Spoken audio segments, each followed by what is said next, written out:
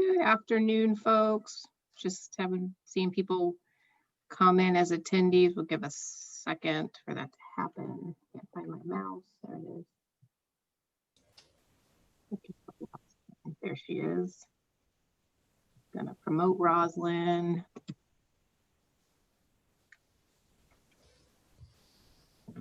And the board's all here. All right. So, no problem. Here. Oh. Okay. Start my video. Perfect. Awesome. All right. So it is 4:06 p.m. on Wednesday, October 28th. We're going to go ahead and reconvene this regular meeting of the Monterey Peninsula Community College Governing Board. If we could have,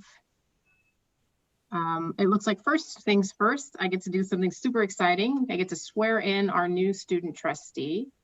So we are very excited to welcome Ms. Tanisha Hill as the student representative to this governing board. So Tanisha, if you're able to turn on your video, you can, but if you're having problems with your connectivity, we totally understand. I just need you to unmute yourself and I will administer the oath of office. And I'll share it on the screen just in case you need to see it. Let's see.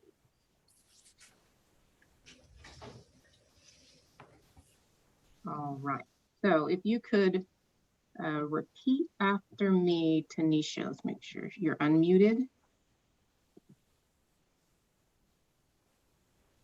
All right. So just repeat after me. Oh, Tanisha muted herself again.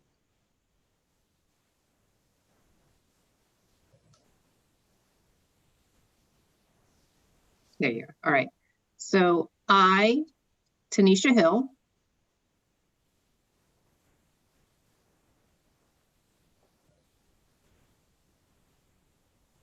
Tanisha, you're muted.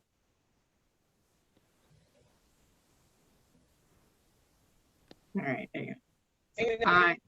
Can you hear me?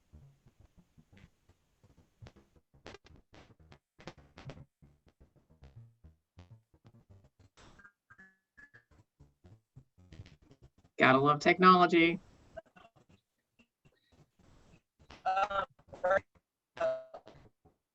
All right.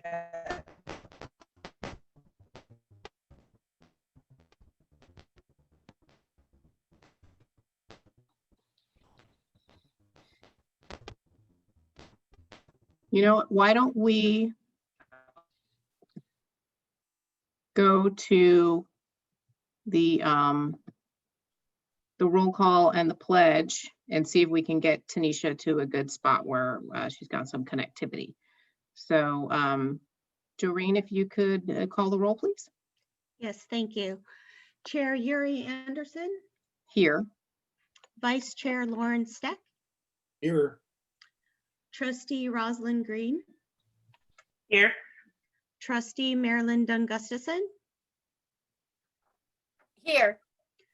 Trustee Rick Johnson. Here. Student Trustee Tanisha Hill.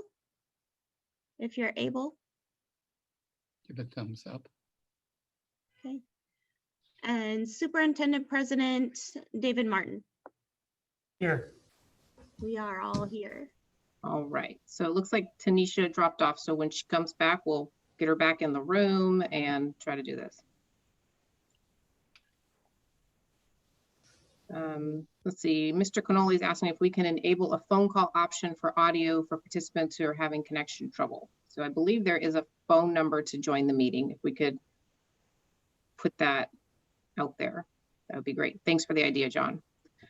All right, I'm gonna go ahead and say the pledge today, even though I've been letting Marilyn and Rick do it just because I can. All right, so if you're able, please stand and mute yourselves and repeat after me or say it with me.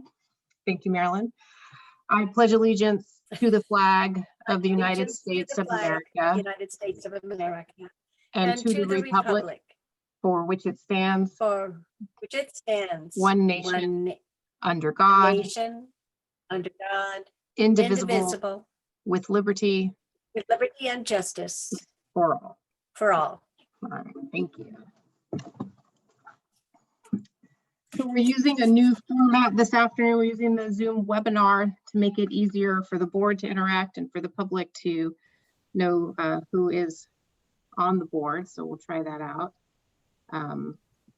I will, digressing just a teeny tiny bit, say that I'm having a lot of pledge allegiance in my house these days with distance learning. So it's fun to, the kids are crossing with their left hands because of the mirrored image, and I'm having to be like, no, you need to go this way, but everybody else is this way. So something we need to think about as we exist in this world. All right, so there is no reportable action from closed session this afternoon. So with that, we will move to approval of the agenda. I have a motion to approve the agenda, please. So, second. A motion by trustee Stack, second by trustee Johnson. If I'm going to look to the public, if there's any member of the public who would like to speak to the agenda before we approve it, please press *9 to indicate you'd like to raise your hand if you're on the phone, or you can use the participant tab to click your name and we'll allow you to speak. All right, seeing none, we will take a roll call vote on the approval of the agenda, excluding student trustee Hill since we haven't officially sworn her in. Are we approving the agenda right now? Yes. Okay, thank you. Sorry. Yes, Chair Yuri Anderson, Yes. Vice Chair Lauren Stack, Yes. Trustee Rosalind Green, Yes. Trustee Marilyn Dunn Gustafson, Yes. and Trustee Rick Johnson. Yes. Thank you. All right, great. So circling back to the swearing in, Tanisha, can we talk to each other this time? Yes, we're good now. Awesome. All right.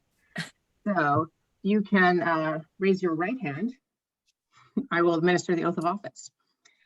I state your name, I, Tanisha Hill, do solemnly swear do solemnly swear that I will support and defend the Constitution of the United States that I will support and defend the Constitution of the United States and the Constitution of the State of California and the Constitution of the State of California against all enemies, foreign and domestic, against all enemies, foreign and domestic, that I will bear true faith and allegiance that I will bear true faith and allegiance to the Constitution of the State of the United States and the Constitution of the State of California, to the Constitution of the United States and the Constitution of California, that I take this obligation freely that I take this obligation freely without any mental reservation or purpose of evasion, wait, say that again. without any mental reservation, You said without any mental reservation? without any mental reservation Without any mental reservation or purpose of evasion, or purpose of evasion, and that I will well and faithfully and I will well and faithfully discharge the duties upon which I am about to enter. discharge the duties of what I'm about to enter. Awesome. Thank you and welcome. Thank you. We're really excited to have you. If you want to take a minute and just introduce yourself to the board and the members of the campus and broader community that are here tonight, it'd be great to get to know you just a bit. Yes, ma'am. Well, my name is Tanisha Hill. I'm a student athlete at NPC. I've been attending there maybe over a little 2 years. I will graduate in the next year. I would graduate in the next semester. And I will be graduating in the degree of kinesiology, also as well as youth probations. So that's pretty much what I'm doing at the moment, as well as I'm in basketball, I do track. I'm a part of the emotion community, the Black Student Union, ASPC, things like that.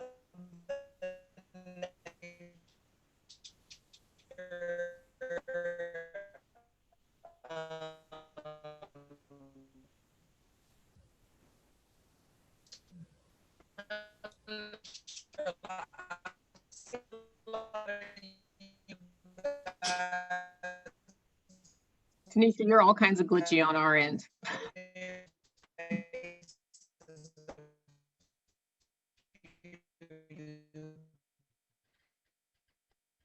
All right, we may have lost you.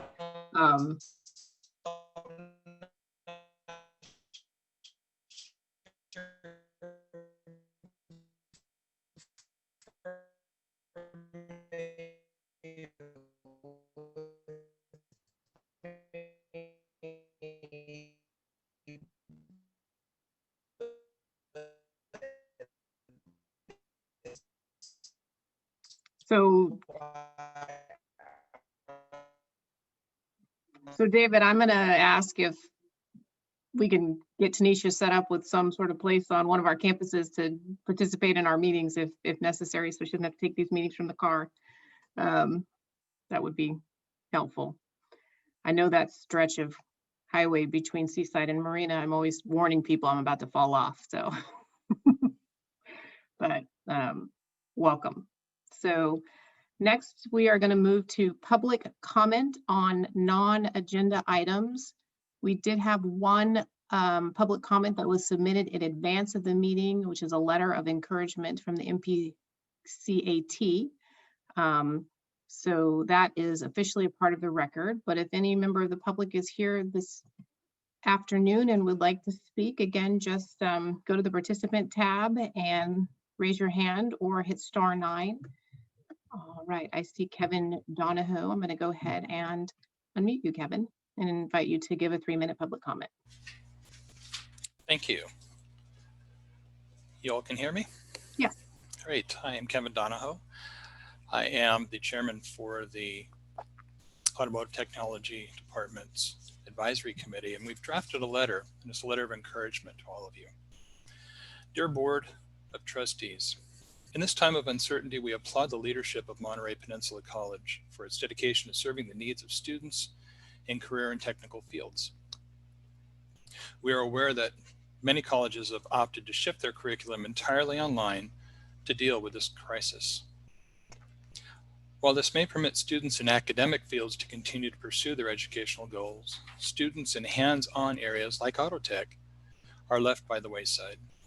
We do not believe that learning outcomes and objectives can be met utilizing an online format. To adequately prepare students for careers in the automotive industry, they must attend classes in person. In addition to this practical necessity, many students have expressed a sincere appreciation for the opportunity and believe that in-person classes are critical to their mental and emotional well-being. We applaud your leadership to allow on-site training during this pandemic. We recognize that it was not an easy decision to make, and there are risks and high costs involved. Your courage and commitment send a clear message that you believe in your mission's value and its importance. You are the unsung heroes, the ones who are willing to make the tough decisions in the students' best interests. And this is on myself and James Lawrence, who is our director, and all the committee members. We just wanted to write this as a word of encouragement and a letter of thank you. Thank you, Kevin. We appreciate the support and encouragement, and I think my colleagues would join me in saying that the hard work and heavy lift was certainly done by the staff. So it's great to know that we had a good team on the ground putting together plans and responses that enabled that program to continue in person. So appreciate your. Thank you. All right, is there Thank you for joining us, Kevin. It's always nice to hear from you. You're welcome, Marilyn. Thank you. All right, if there is anyone else who would like to make a public comment on a non-agenda item, now would be the time to raise your hand. Or let me see, there's no phone calls, so just raise your hand. All right, seeing none, we will close public comment and move to the item 5 on the agenda, organization and staff reports and presentation. There's no action in this section of the agenda, so we will just take each report as they come. First being the ASMPC report, which was submitted in writing, and I didn't know if there was anyone from the ASMPC here who wanted to speak to that report before I open it to my colleagues for questions and comments. You can raise your hand if you're there. I don't see Michelle with us this afternoon. All right, so are there any questions or comments from the board on this report? Let's see something in Q&A. Larry is unable to hear the discussion. Let's see. So we're going to get that figured out for you, Larry. Thank you for letting us know. All right, so seeing none, I did just say I thought it was really interesting, or I'd be interested in learning about the student needs that are being identified through the survey that Michelle mentioned that's being conducted with Dr. Ryan. So I don't know if it's possible to either have some of that information shared with us in writing, or if it would be appropriate to schedule a presentation in the future, but it would be great to hear what those needs being identified by our students are. So thank you for that report. Next, we have the Academic Senate report, which was also submitted in writing in advance. So let me see if Adria is here and wants to make any comments on the report tonight, or another member of the Academic Senate can raise your hand. We'll let you speak. All right, seeing none. Was there any questions or comments from the board on the Academic Senate report? Marilyn. I'm not specific to the report, but I would really like to thank Academic Senate and the faculty and staff who all participated in the forums and interviews for superintendent president, and thank everyone who took time to write not responses, but to write their comments to us.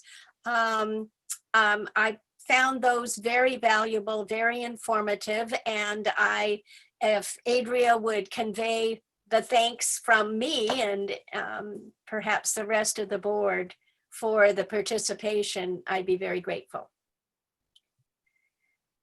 Thank you, Marilyn. All right, seeing no more conversation on that item, we will move to the MPCEA report. And Kevin provided another great Kevin report. Made me smile, I appreciate that. If there's a member of the MPCEA that wanted to speak to the report before I opened it for questions or comments from the board, you can raise your hand and we'll unmute you. All right, seeing none, are there any questions or comment on the CEA report from the board? Well, I just want to remind us all that there's no class without classified. Thank you, Lauren. All right, and then next on the agenda is the MPCTA report. There was no written report, so if there is a member of the MPCTA in attendance this afternoon that would like to provide a report to this board, go ahead and raise your hand and we'll bring you into the room. Go to the participant tab and click raise my hand. All right. Seeing none, we'll move on. And the next is the superintendent, president, and staff reports. So we're going to bring some of our vice presidents over. So I think, David, did you want to make any remarks before we just open it up to the board for their questions and comments on any or all of the reports submitted by the administrative team?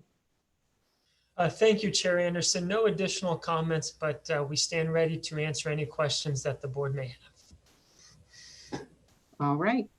So Rick, looks like you might be trying to unmute yourself, or are you just moving around? I'm moving around, but I will unmute myself All right. at the same time. My question's a very important one for the VP of Advancement. I know that you did the virtual cocktail party, and you mentioned that in your report, but you didn't say which cocktail won. you said that you put out two different cocktails and people were supposed to vote on it, I guess, on which one won. And I think this is vitally important. Critically important, Trustee Johnson. Thank you for that question. It was a straight tie between the French 75 and the French 76, which are identical cocktails other than the key ingredient. One has gin, one has vodka, and it was a 50-50 tie. So there you have it. It was very diplomatic. Thank you. Okay. Any other questions or comments on the reports from the president and vice presidents? So I was just wondering for Mr. Martin, how is attendance at those 7 a.m. Meetings with the president? And have you played around with other times if it's not so awesome?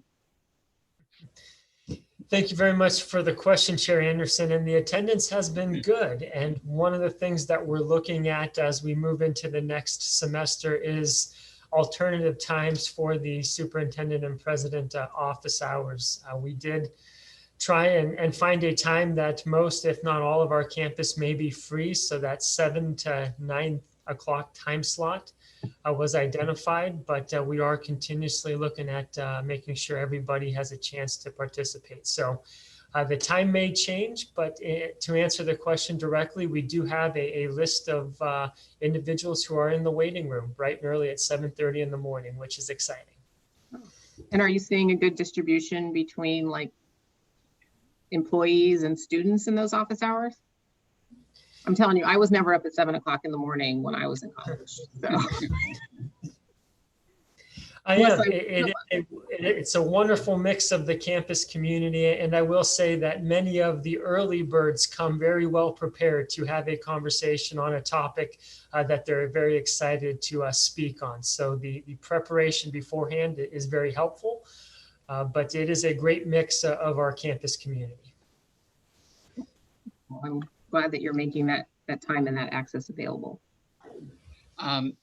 Chair Anderson, I would just have I'd have two comments. One, by the way, I can remember in college still being up at 7 a.m.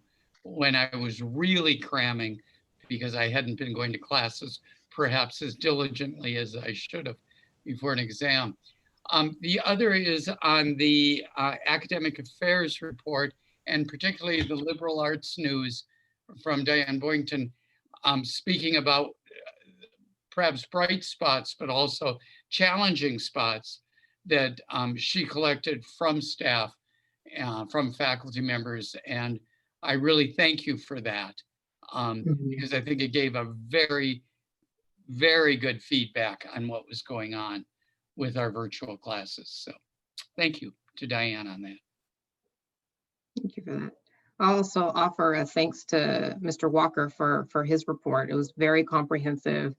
I'm not exactly sure how many people you have on your team that are running all of those initiatives that Student Services is offering to the students. I hope that it's enough.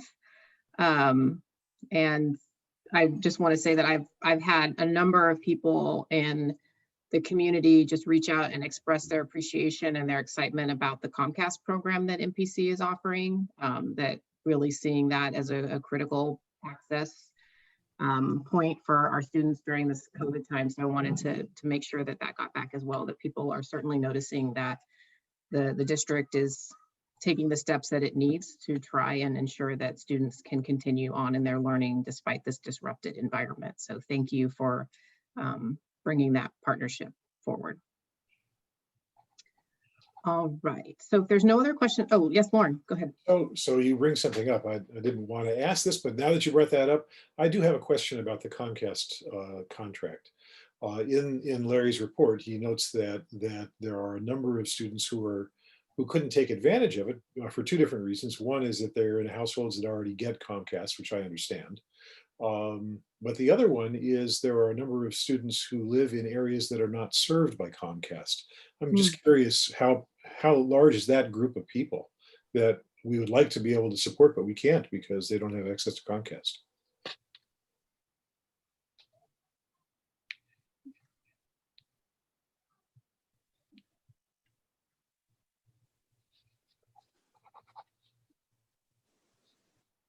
I'm not sure if Larry is online with us. He is. He has his hand raised. He's Okay. a panelist, so we should. Are you still having a hard time? Hello? There you are, Larry. Yes, technical difficulties here and there going between devices. So I didn't hear the previous conversation, but I hear there's a comment about the Comcast internet service program that we're providing. Mhm. I'm not sure if Becky referenced some of that. But yes, we set aside a substantial amount of money to offer the free internet service, and Becky was a lead in arranging that contract. What we're finding, because of the parameters outlined by Comcast, we are unable to serve the amount of students that we thought. Lauren, I did hear your question about those outside of Comcast, the service area. One of the things we're trying to explore is offering grants to students that they may then go get their own internet service. That's one option that we're looking to explore. That gives the flexibility for students to choose a provider that best meets their needs. That's one area. We've redirected some of the funds that were initially slated for the Comcast program to hotspots. Again, I know hotspots do not work in those areas where you don't have good internet access, but what we found is if we diverted some of the resources, we ordered 200 additional hotspots. We're going to be issuing those to students to sort of augment the issue that we're having with multiple, we're unable to do multiple accounts with Comcast. Well, this is through Verizon. So we would be able to allow multiple individuals in a household to have both a Comcast and a hotspot for another internet service provider. We're also finding out that that may be one other option that we're trying to explore. So again, we're trying to be proactive. I'm not sure if President Martin already mentioned it. Another aspect that we're looking is to slowly but surely, we're developing a student services campus reopen plan. And that reopen plan, when we're ready to reopen, I want to prelude when we're ready to reopen, would open up our campus, in particular, maybe the student center, to have a study hall or access to indoors, reliable internet access. So we're looking at both possibly the student center and a large classroom at the Marina Ed Center. This is a reoccurring need of, as you can see, what Tanisha was going through and I'm going through. Reliable internet access continues to be a challenge. So we're exploring different ways. Right now, the mechanism is for students to request an emergency grant. They can get an emergency grant, and then we would give them the amount of money that's necessary for them to have at least 4 to 5 months of free internet service through their chosen internet provider. Thanks, Larry. I was asking in part, how large is the problem? How many of our students don't have access to internet currently because they're not served by Comcast? So in the report, I think right now we have about 140 to 150 requests that came in.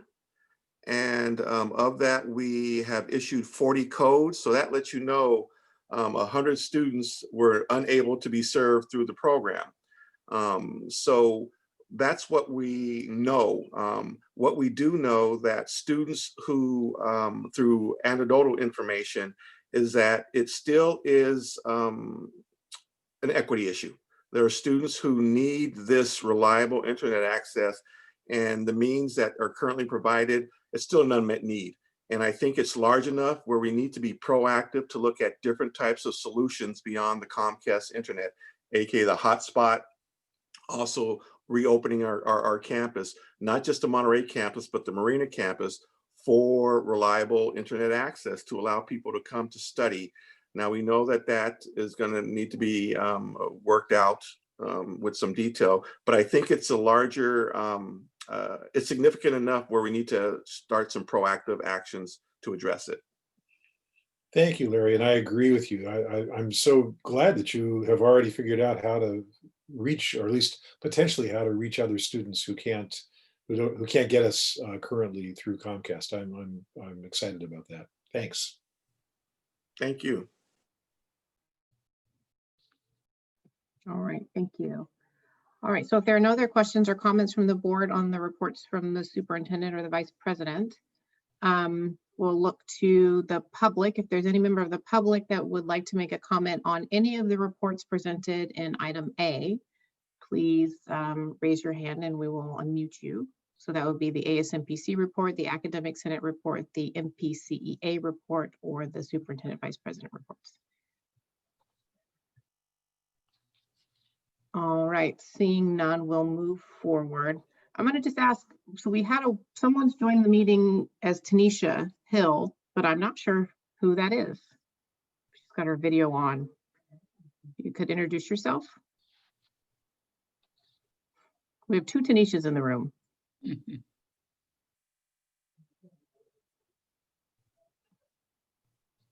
going to ask that, whoever, the person I just unmuted. Is it me? Yes. Oh, my name is Martha Valenzuela. I'm with CalWorks Employment Services. And actually, I had a shared link. Oh, okay. That's why I'm coming out as Tanisha Hill. Yes. Okay, well, welcome. Great. All righty. Good to know who's here. Thank you. All right, so we're going to move on to the consent calendar. This is item 6 on the agenda, consent items 6A through 6V. Is there any member of the board that would like to pull an item either just for discussion or for a separate vote? I'll start with item F. All right, item F for discussion. Okay, and is there any member of the public that would like to pull an item from consent for discussion or comment? All right, seeing none. Lauren, why don't we go ahead and have discussion on item F before we take a vote? Floor is yours. Thanks, I had to unmute myself. This is a question for Steve. One of the things that Steve noted in his report is that we are a bit over budget in our self-insurance fund currently, and it looks like we're over by on the order of 20%. And I know the goal is to monitor that closely. I'm just wondering if we got to the end of the year and we were 20% over budget with this very funny year where the state's not going to pay us all that they owe us. What do we have any contingencies for covering that extra 20%? Lauren, I don't know if you can hear me. I can. So I'll have a slide in the budget presentation where I talk about the self-insurance fund. So the timing of the revenue in the self-insurance fund is dictated by us internally. So we've budgeted for X amount to be transferred over there. And with this year and with the deferrals, I'm going to kind of intentionally slow the contributions to the self-insurance fund down so that we maintain an adequate level of cash in the general fund. So you may see this continuing every month as we work through the year. I can present a budget to actual kind of presentation to keep you abreast of it. But we should be we should be okay. And what you're seeing is not indicative of any problem in the self-insurance fund at this time. Thank you. I sure appreciate that. Great. All right. So with that, I would entertain a motion to approve the consent calendar, item 6A through 6V. So moved. Second. All right, motion by trustee Steck, motion by trustee Johnson, second by trustee Steck. Look to the public if there's any comment on the motion. Seeing none, if we could have a roll call vote, please. Yes. Chair Yuri Anderson, Yes. Vice Chair Lauren Steck, Yes. Trustee Rosalind Green, Aye. Trustee Marilyn Dunn Gustafson, Yes. Trustee Rick Johnson, Yes. Student Trustee Tanisha Hill. Present. Thank you. That is unanimous. Great, thank you.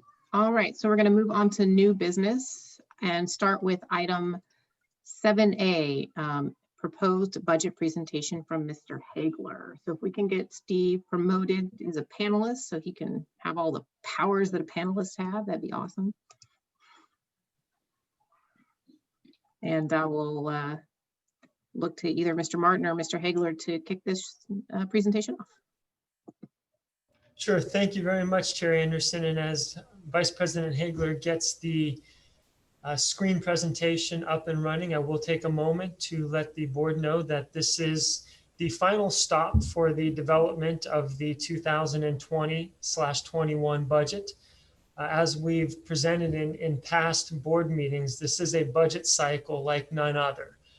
So a budget that would typically come to the board on or before September 15th is in front of the board this afternoon on October 28th. And many, if not all, districts are utilizing the extra time provided by the Chancellor's Office to make sure that the true impact of COVID-19 and then the subsequent deferrals are adequately reflected in the budgets that go in front of the governing boards throughout the state.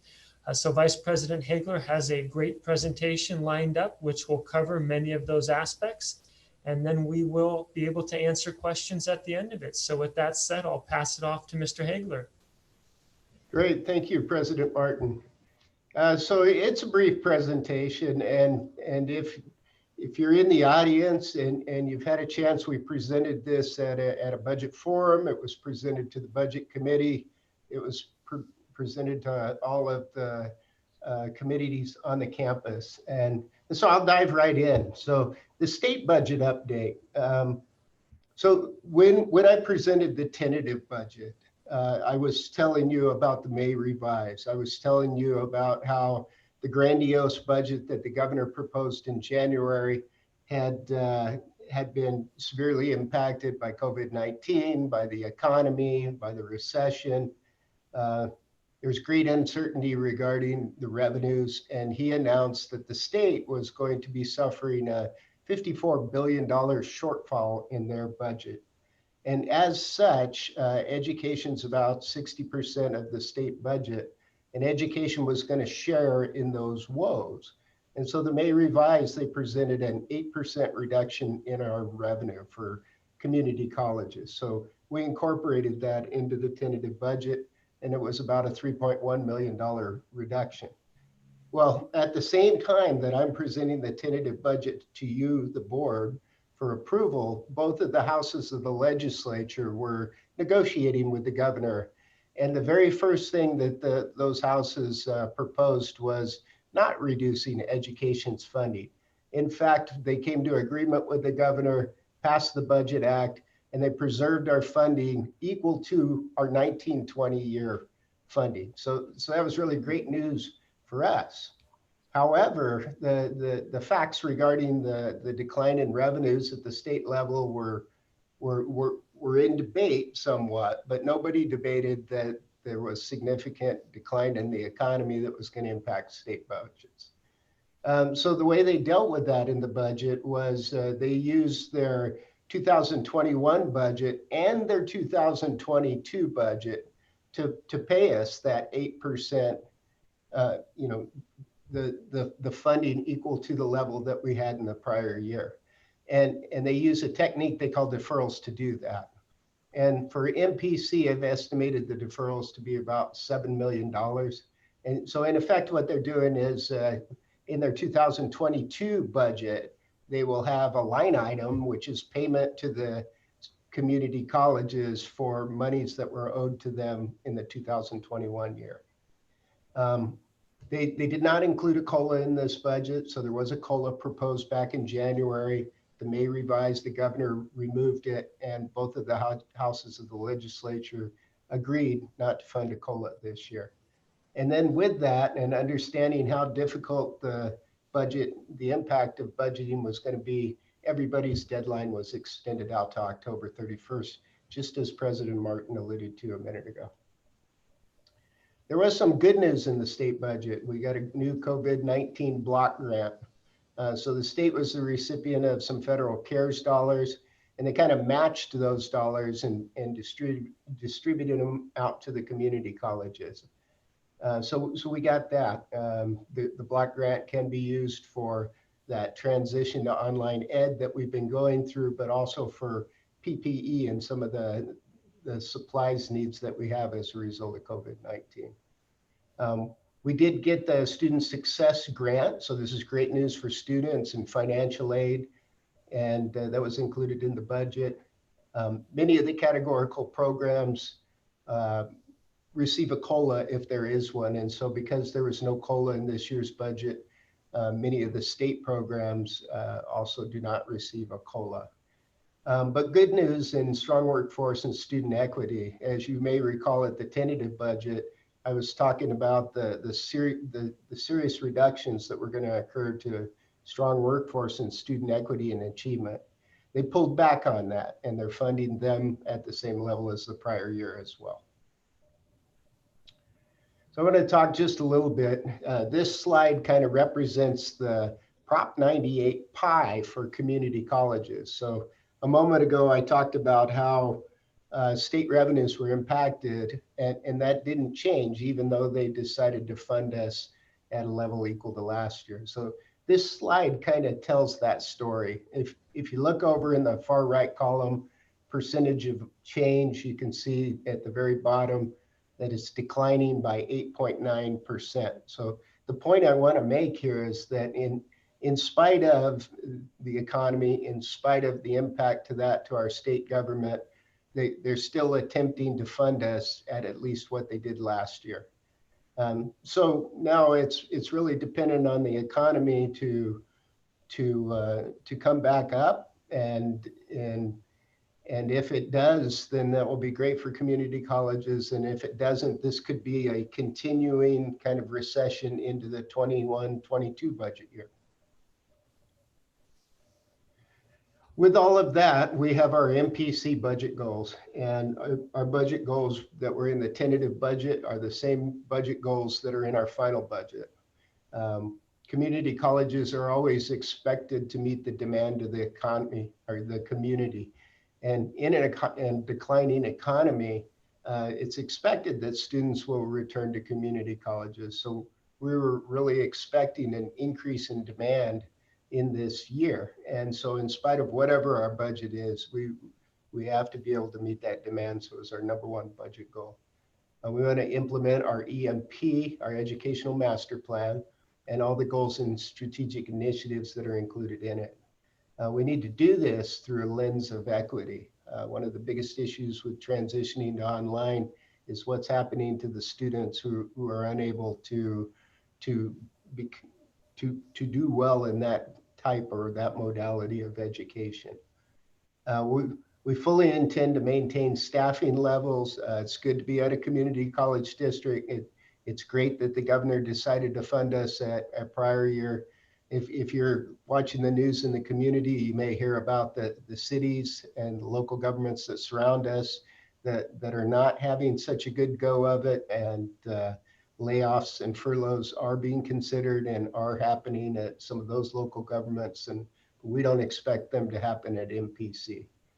And all the while, we want to maintain our reserves. So we have a board policy that says we'll have reserves in excess of 10%. And so we must always prepare a budget that keeps that in mind. I talked a little bit about the 8% reduction. So this slide kind of demonstrates it. So the state funding that we receive is kind of a bucket. And in that bucket go our local property taxes, our enrollment fees, the Education Protection Act funding, and then the state's share. And so at the tentative budget, we had a budget of $38,151,625. Put that 8% back in, and we're up to $41,175,000. So that's kind of a snapshot of that. In doing this analysis is where I came up with my estimate that the deferrals for MPC will be about $7 million, which is almost equal to the entire share of our state apportionment. We had other good news in the budget this year. We received some federal resources. So we received some money through the CARES Act. We received 1.2 million that was for direct student aid. Those funds were dispersed in the fall. We received an institutional aid grant through CARES Act of an additional 1.2. That grant was to be used for transitioning to online, but can also be used for direct aid to student. And I believe that of that 1.2 million, at least an additional 200,000 will be directed to the students. And then we received a smaller one, a minority, because we are a minority serving institution, we were able to apply for this smaller grant. We got 162,000 for that. This is a snapshot of the general fund. So this is one of the pages that's in the budget book. What I'd like to draw your attention to is the right two columns. And the right two columns represent the 2021 tentative budget and our draft final budget. So if you look at the total revenue line, you can see that at the tentative budget, we budgeted for 41,611,104. And in the final budget, we've increased it up to 44,984,972. And so if you look at that final budget and you go back a couple of columns to the 1920 revised, you can see that it's very similar to what we were budgeting for in this past fiscal year. If you look down the far right column, you see the bottom half of the page is the expenditure classifications. We're budgeting for 44,984,972 in expenditures as well. And that zero down in the far right corner tells you that we have a completely balanced budget. This is our goal every year, is to try and present a balanced budget. In fact, that's what we're doing this year. This pie chart is just a snapshot of the expenditures. You see the titles that are listed around the outside of the pie chart. Those are the same titles that are listed under expenditures. We've got academic salaries, classified salaries, benefits, supplies, services, capital outlay, and other outgo. So all of those classifications are represented in this pie. And if you add up the academic salaries, the classified salaries, and the benefits, it's approximately 81% of our general fund budget. This is a snapshot of the restricted general fund. Every time I talk about the restricted general fund, I like to point out some items that I have on the next slide here. And that's that grants are expenditure driven. You know, when I say that, what I mean is that for every dollar that we spent in accordance with the terms of a grant, we get a recognized $1 of revenue. And so if you look at this budget over here, you've got 10,621,825 in revenue. We've got 10,562. It's just about a balanced budget. It has slightly more revenues than it does expenses, just 59,468. That's pretty typical. That's the way it should look pretty much every year. The grant budgets, they depend on a couple of factors. So at this point of the year, we're receiving the information from the Chancellor's office. We're receiving some grant award notifications like our new Title V grant, and we're applying for some other federal grants as well. And so that information kind of trickles in as they're approved and as those numbers become ready to be sent to us. At the same time, we're closing our books for last year. And so in the previous year, we have many awards that we received more money than we were able to spend. So those grants will have carryovers. So in the 2021 budget, we need to incorporate the carryovers, the latest information on what the grant awards are, and the latest grant awards that are coming to us. So in some respects, the restricted general fund budget is kind of a work in progress throughout the fall as all of that information comes in. This is one of the last pages of the budget book, but it does a great job of giving you a snapshot of all the budgets. So you can see the general fund budget on the left, followed by the restricted fund budget. Next to that is the Child Development Fund. Child Development Fund, we're budgeting for $665,000 in revenue. but we're budgeting to spend about 731,000. So we're deficit spending about 65,000 in that fund. I got a slide ahead that I'll talk a little bit about the Child Development Fund in particular. That's followed by the Capital Outlay Fund. We're expecting to generate revenues of 1.3 million, and we're going to spend just over 2 million. This fund, I have a slide, I'll talk about it as well, has a beginning fund balance just over $1 million. So we're kind of anticipating spending down the fund by about half during this fiscal year. And that's followed by the self-insurance fund. Lauren, this is the fund that you were asking about earlier.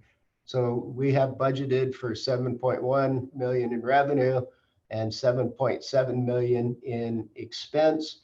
We're budgeting for the fund to decline by approximately $600,000. But if you look at the very bottom of this slide, you can see that the beginning fund balance for the self-insurance fund is just over $3.7 million.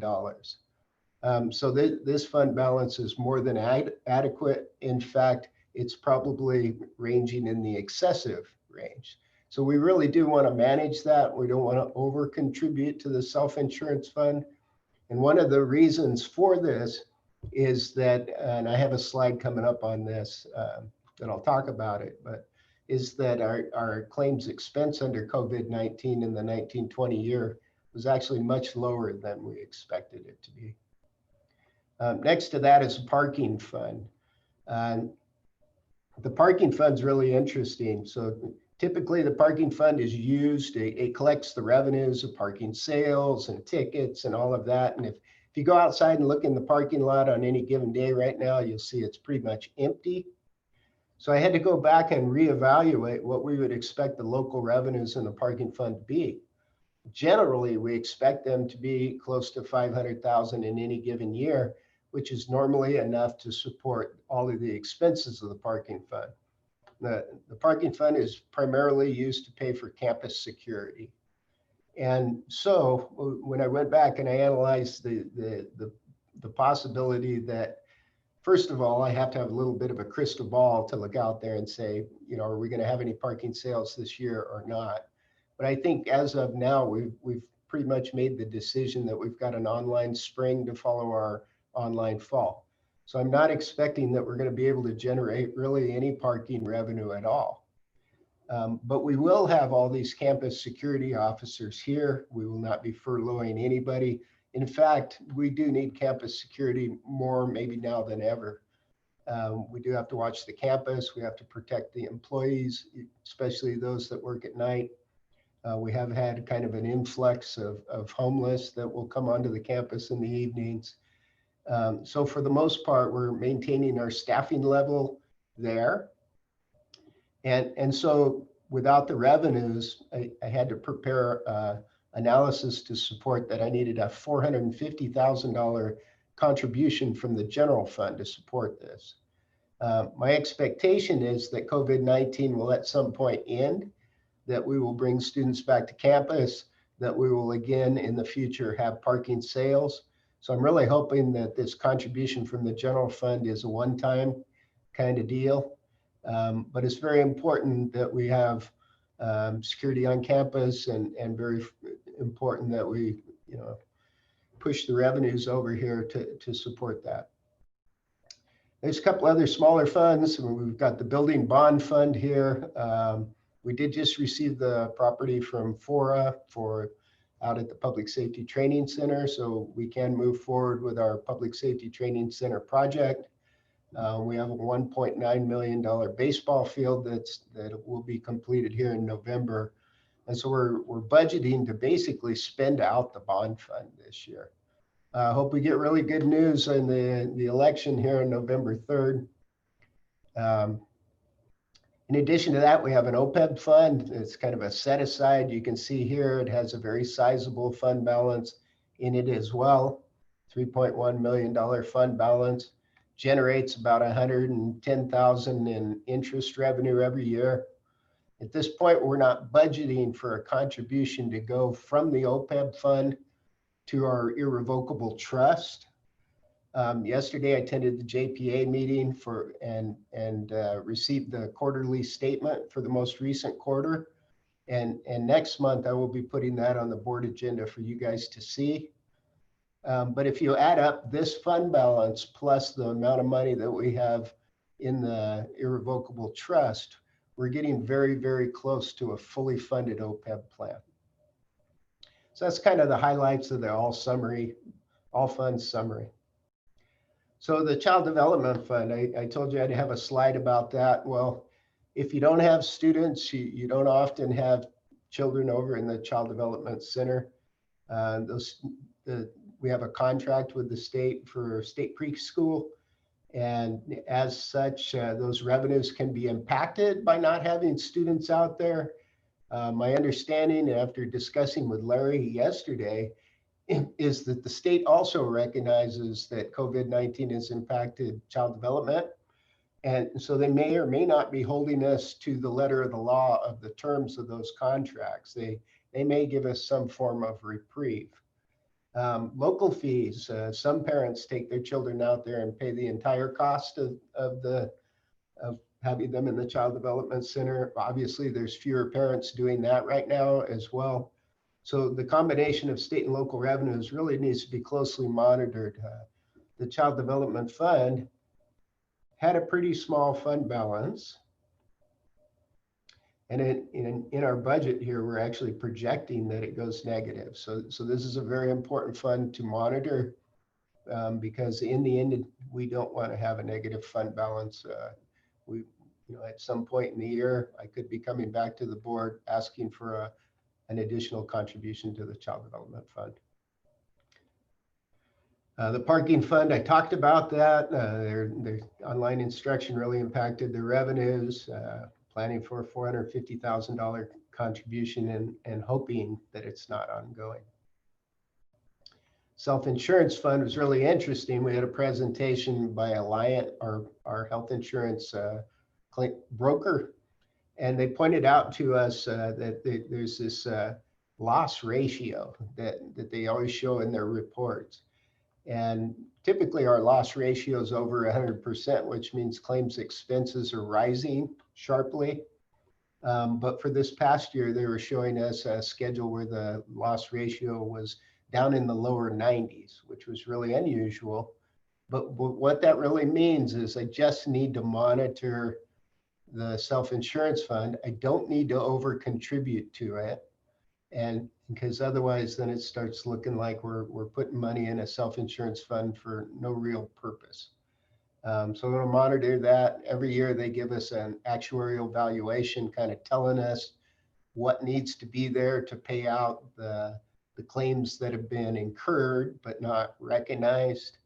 And so I kind of want to keep the fund balance in line with that actuarial valuation.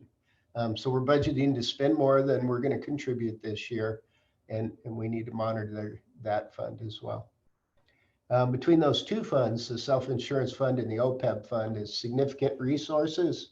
I talked about the deferrals. I know it's not part of this budget, but I do like to just kind of give you a heads up that we are monitoring cash flow in the general fund.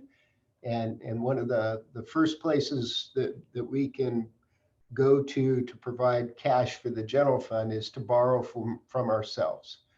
So when we get out to April, May, and June this year, we may be talking about a resolution to allow interfund borrowing.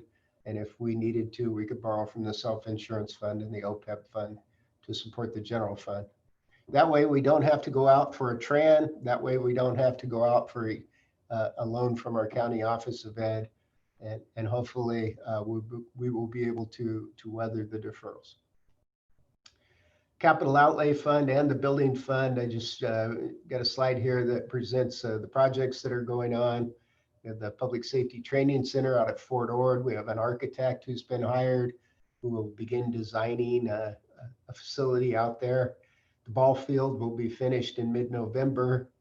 We'll have several scheduled maintenance projects going on over the next few months. We'll be putting a roof on the pre-portable out in the parking lot.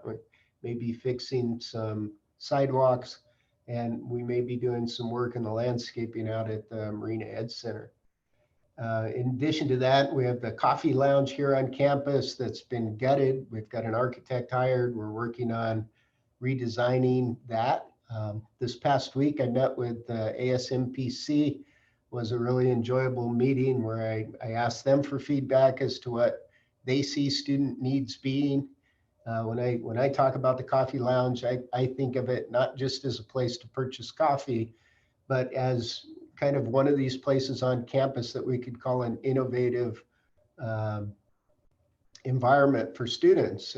With students taking classes online, we need to provide them a space where they can go, where not only can they do their homework, but they can sit there and take their classes from that location as well. Larry's also moving forward a proposal for the student center, kind of similar. Have a couple of locations on campus that really could be great for students if we could ever move to that stage of our plan that allows us to bring students back in some form. That's it. That's the big budget presentation. And with that, I'll entertain any questions that you might have. I'm going to stop the share for right now so that I can see everybody. Any questions? All right. Thank you, Mr. Hagler. So we have kind of a three-part process we need to engage in this evening. After this, we have a public hearing that we need to open on the budget, and then we have an item to adopt the budget after that. So I think that if we could take questions and comments from the board now on the information presentation, and then we'll move into the public hearing to hear from the public and then move to the adoption portion. So if there any member of the board who has a question for Mr. Hagler on the budget as presented. Of course, go Lauren. I think everyone's waiting for you. It's always me, sure, I know. Two questions, Steve. The first one, I was kind of surprised to hear that restricted general fund grants that we get, we can use carryovers. We can keep them from one year to another. And I'm so used to hearing about grants that if you don't spend them, you got to give the money back. Do we have any of those kinds of grants, or somehow those are different from what we're talking about here? Every grant is unique, and so that the applicability of a carryover has to be built into the grant agreement. So an example would be the student equity and achievement. That one does allow carryover and has very sizable carryover. Strong workforce is the same way, large carryovers each year. But other grants like EOPS and CARE and some of the others, they do not have a provision for carryover. And if we fail to spend them in any given year, we have to return the funds to the grantor. So it's really dependent on the grant itself. Gotcha. And the next question I had was our security, which we're deficit funding this year. Is that a kind of a need that one could look for grant funding for? It's possible. I know that the institutional aid and the COVID-19 block grant both allow that those funding sources be used for that. I haven't attempted to earmark anything for that at this point. We do have 2 vacant positions. The director position's vacant, which we're not planning to fill in the interim here. And then we have one of the security officers that is budgeted for, and we probably will fill. But most important is just making sure that we're meeting the coverage of the campus and having security presence where it's needed. And I have been getting some inquiries about Sundays. Right now, we don't have security staffing on Sundays. I'm meeting with Juan every couple of weeks to talk about the schedule. Typically, we've had campus security at 5:30 in the morning all the way till 1:30 in the morning. And so we're going to be looking at that as whether that's needed or necessary. Do everything we can to kind of monitor the use of part-time employees and keep the costs down. And if there are grant opportunities that are out there, I'll go hunting for them. Well, lastly, I just wanted to thank you for what I thought was a very comprehensive and very easy to understand presentation. Thank you very much. At MPC here, I get great amount of practice. I think I've done this same presentation now close to 10 times. All right, thank you. Any other trustees have a question? Trustee Dunn-Gustafson? Go ahead, Marilyn. I see you. You're gonna need to unmute yourself. Yes. Once I unmute myself, I'm looking at the unrestricted general fund 5-year expenditure, income and expenditure projections. And I thought those were really interesting. And I'm just wondering if what your assumptions were on some of those. You hold academic salaries at exactly the same, as well as administrative salaries. And I just wonder how, there's no allowance for step and column or those kinds of changes. So I'm just wondering how you would want us to use this 5-year projection, because I think it's a good planning tool. Yeah, and so, trying to align with our needs for accreditation, they are looking for us to do these out years of planning. In some respects, the retirements that we have, the attrition in full-time staff kind of offset that step and column increase. And so it is difficult to project. I know that David is working to develop plans for the next 5 years. So I would expect that this document itself will be a work in progress. It's a tool that we have, and now we have to really work hard on refining it and making it an effective tool. Okay, thank you. Other questions from the board? So I will share Lauren's appreciation for the clarity of the report. And I think that all the questions I had you really addressed in the presentation. So thank you for that, Steve. Thinking about the expenditure assumptions, I'm wondering if we missed redistricting and the cost of that in this year's budget, or do we expect that to hit the budget after this one? Yeah, I did not include anything for redistricting. We did get the election costs in this budget, but I'm not sure what the costs would be for redistricting yet. So that wasn't included in this budget.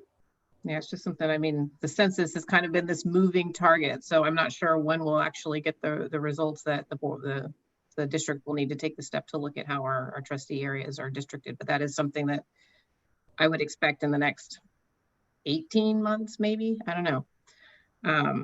But I feel like it was, when I looked at the report from a few years ago, it was maybe in the $20,000 to $50,000 range. It wasn't a huge number, but something to be thinking about.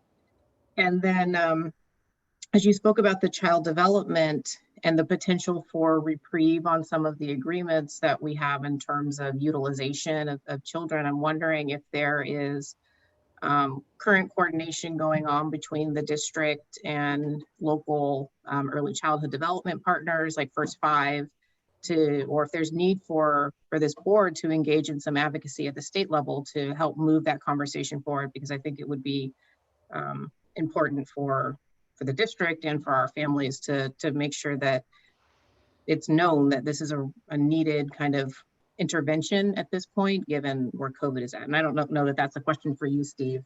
Well, you're right. I was gonna defer and say I probably don't have the expertise in that area to give you a good answer. But my friend Larry, he's probably on the call here, and he's much more knowledgeable in the child development area. And he's raised his hand, so let's bring him on over.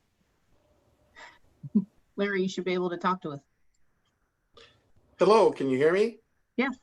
Yes, also agree. Great presentation, Steve. In reference to the Child Development Center, we are definitely monitoring any guidance coming from the state. And talking with Jeff Proseve, our director, he had indicated that this year it looks like there's indication that the state preschool, which is our most sizable budget, is looking to reimburse colleges at their cost.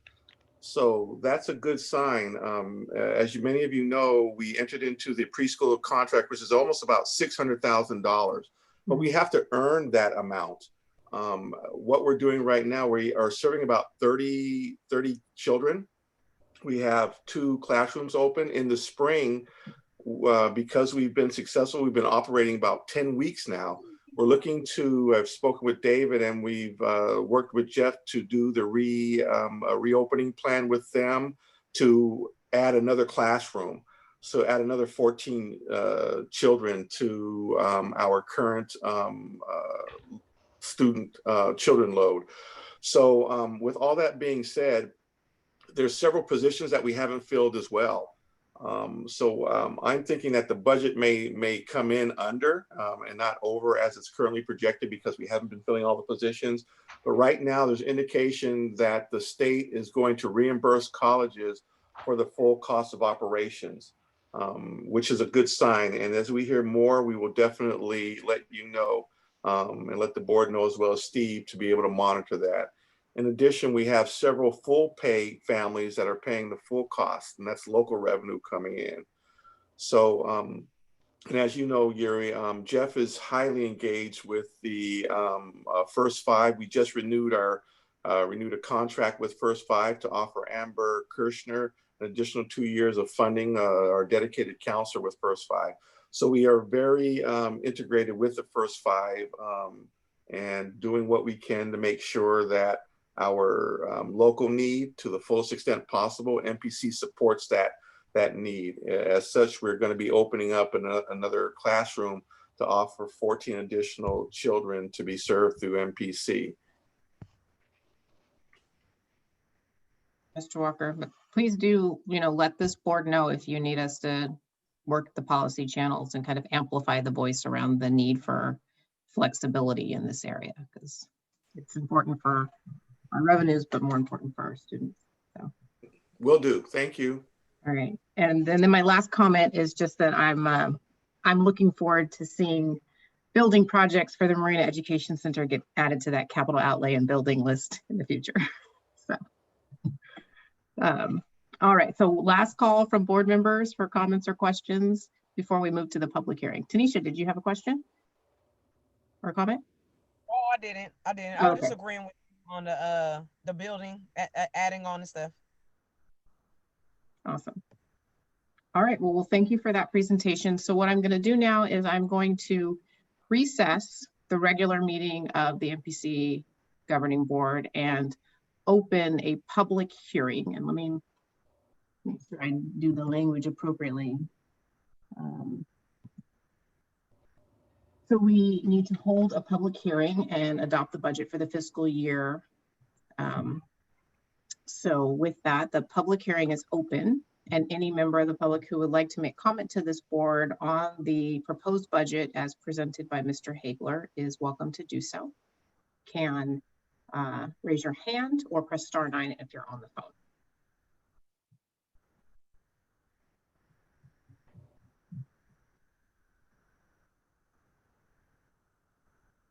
All right, seeing none, I will close the public hearing and reconvene the regular meeting of the Governing Board of the MPC Community College District and move to new business item 7C, which is an action to adopt the 2020-21 final budget. Is there any question or comment from the board? If not, I will entertain a motion to adopt. So moved. So moved. I'll second. Let Marilyn move it. All right, so motion by trustee Gustafson, second by trustee Steck. And again, is there any member of the public who would like to make a comment on the proposed budget?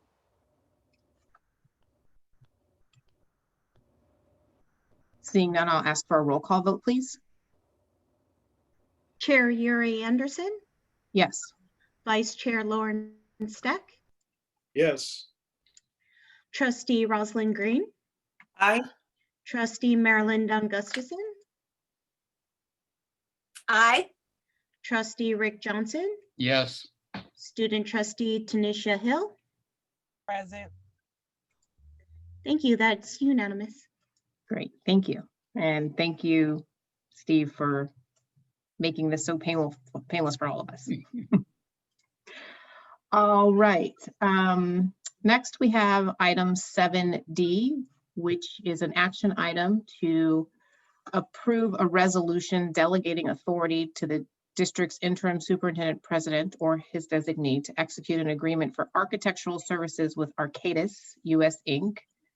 without need for a competitive selection process. So, Mr. Martin, if you want to give us a little background on this item.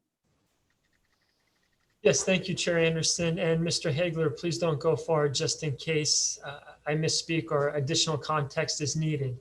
But through public contract code, districts are allowed to utilize processes other than the competitive bidding process when procuring services. One of those items or one of those exemptions is when a vendor provides a specific service that is unique to a given situation. As we accepted the Fort Ord land parcels, those parcels have been cleared for unexploded ordinances up to 4 feet. But ultimately, as we move forward in fencing that property, additional remediation efforts may be needed. Arcadius has provided those remediation efforts throughout the FORA property and do have a specific level of expertise to do that work. So we are asking the board this afternoon to approve or allow us to enter an agreement with Arcadius without having to do the competitive bidding process, utilizing the sole source exemption as allowed in public contract code. Thank you. Thank you, David. Is there any member of the board that has a question on this item or a comment?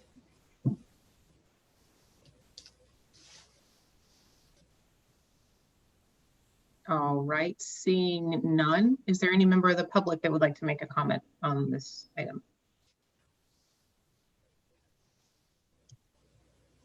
All right, seeing none, I'll close public comment and return to this board for a motion to approve the action, the resolution. So moved. All right, I heard motion by trustee Green, second by trustee Johnson. And can we have a roll call vote, please? Chair Yuri Anderson, Yes. and Vice Chair Lauren Steck, Yes. Trustee Rosalind Green, Aye. Trustee Marilyn Dunn Gustafson,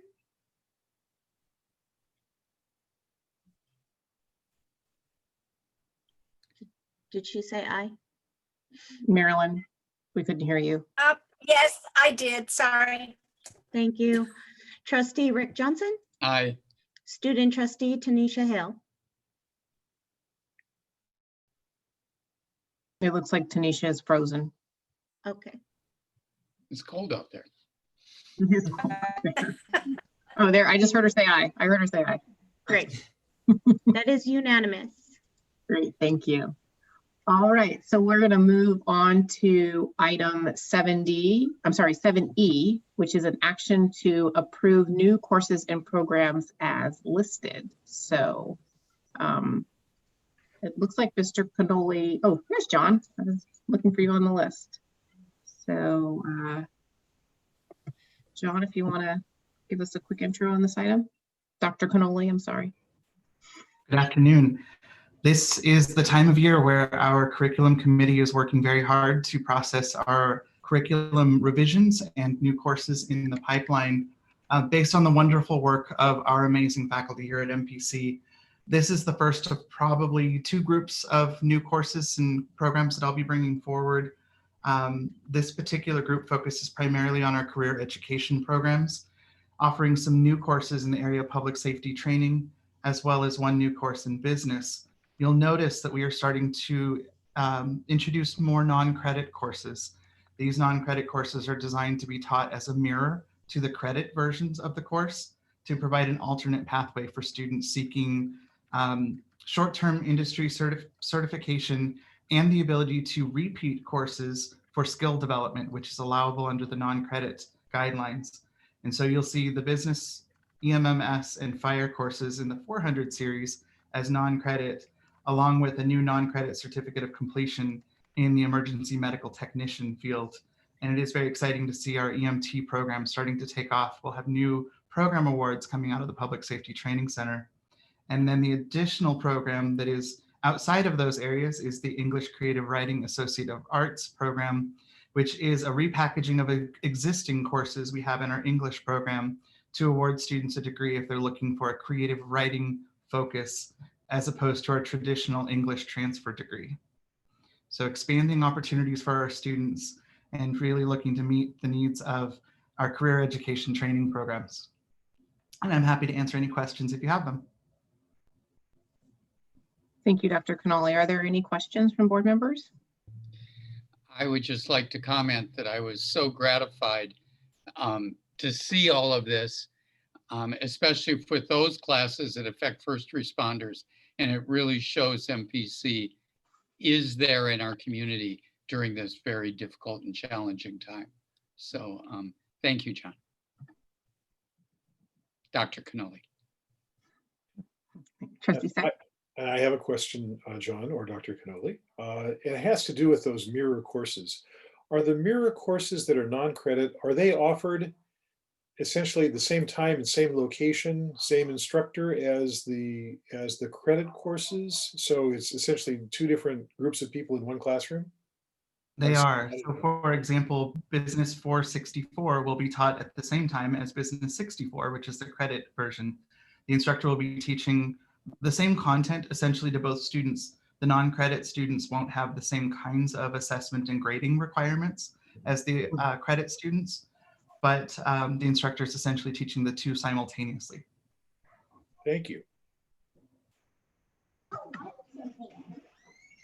Sorry about that. So I have a question too. So what is the cost for the student in the non-credit course, and how does that impact our bottom line as a district, and how do we still incentivize participation in the credit courses? Great question. I'll take this in two parts. The non-credit courses that we're proposing are part of what are considered short-term vocational certificates. And as part of a short-term vocational certificate, we've identified that they meet an industry need or labor market demand in our area that is related to the development of skills and knowledge that are necessary to seek jobs. And those kinds of courses are considered enhanced non-credit and receive the full apportionment value. And so students who enroll in Business 464 or EMMS 470 will not pay traditional unit fees. They will still pay the materials fees or other associated fees to taking the course outside of tuition. And we will still receive the full apportionment. However, those students will not be eligible to apply that class towards a credit degree or a certificate. In addition to that, however, we do have a process that we're exploring right now to create a credit for prior learning policy on campus. We do have multiple channels to allow students to test out of certain courses already through credit by examination, through AP exam scores, international baccalaureate scores, and so forth. But we're now given the opportunity to establish parameters that allow us to accept industry certification, to accept military service, which we're very excited about, and to accept portfolios of work examples in lieu of classes. That policy will also let us create a crosswalk between non-credit and credit, so that a student who may decide later that they want to pursue an associate degree could have an avenue for applying the credit and experience that they gained in the non-credit class that they previously took towards credit for the credit version and associate degree in the future. And so we're developing those mechanisms right now. And we actually have a timeline of the end of this semester, the end of December, to have those in place by the Chancellor's office. And so you'll be receiving that policy recommendation from us very soon. But as they stand right now, the credit versions apply towards the credit certificate of achievement and the associate degree. The non-credit versions lead to the non-credit certificate of completion, which is a different track for students. But from a workforce perspective, it's as meaningful for the student to go either path. They're still able to get into their desired career. Great question, yes. And for example, the EMT program, whether you do the credit track or the non-credit track, you'll still be working towards your certification as an EMT. And so the knowledge and skills are identical, and so the outcomes are the same. Okay. Is there any impact upon our end related to student-centered funding formula for the non-credit students and how we may perform in that environment? That's a great question. When we do have them associated with the non-credit certificates, as I mentioned, they receive full apportionment. And in fact, with the student-centered funding formula, our credit FTES is now discounted at 70%. However, the non-credit CDCP or career development college prep classes, the enhanced non-credit classes, receive the traditional full apportionment of value that we used to receive. So in many ways, they actually generate more apportionment than their credit counterparts do with the new student-centered funding formula. And I can look to President Martin and Mr. Hegler to correct me if I'm wrong on that, but that is how we understand the breakdown of credit versus non-credit in enhanced non-credit funding. I'm sure that's a loophole that will be fixed. Probably. But so that would be for the 70, right? So what about as it relates to completion? Do those students get added, or are they part of the factor that gets to the completion number? They do not. That's a really great question. And that's probably why the non-credit apportionment is still generating the full amount. Non-credit certificates are not currently recognized under the student success metrics of the student-centered funding formula. Thanks, John. Yeah. All right. Any other questions from board members on the new programs or courses? All right. Seeing none, we'll go to the public. Is there any member of the public that would like to make a comment on item 7E? You can go to participants tab and raise your hand. If you're on the phone, star 9. All right, seeing none, I will close public comment on this item and entertain a motion to approve the new courses and programs as presented in the agenda and packet. So moved. Second. All right, motion by trustee Steck, second by trustee Green. Can we have a roll call vote, please? Chair Yuri Anderson, Yes.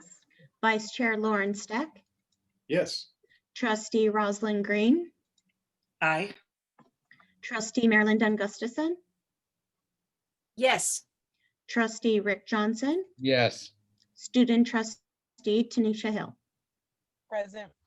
That is unanimous. All right, thank you. Thank you, Dr. Connolly, and all the folks who worked on bringing these courses and programs forward. It's what we're here for, right?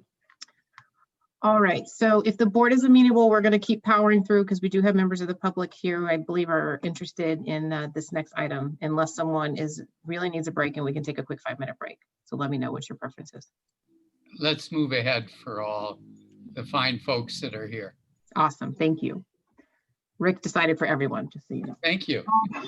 All right, so we're going to move to new business item 7F, which is an action to approve the proposed new name of the Monterey Peninsula College Football Stadium. So I will turn this to Mr. Martin to kick us off. David? Yes, Chair Anderson, and thank you for the opportunity to introduce this item. This item initiated back in June of this year when MPC received a request from a community advocate group to name our football stadium after 2 longtime members of our MPC community. At the time the request came through, MPC was in the beginning stages of developing an administrative procedure on how to handle and approach these types of requests. Upon receiving the item in public comment from the public group, the board then directed staff to finalize and complete the administrative procedure. That administrative procedure was brought back to the board at the September board meeting, which ultimately led to the item that is in front of the board this afternoon in regards to naming our football stadium.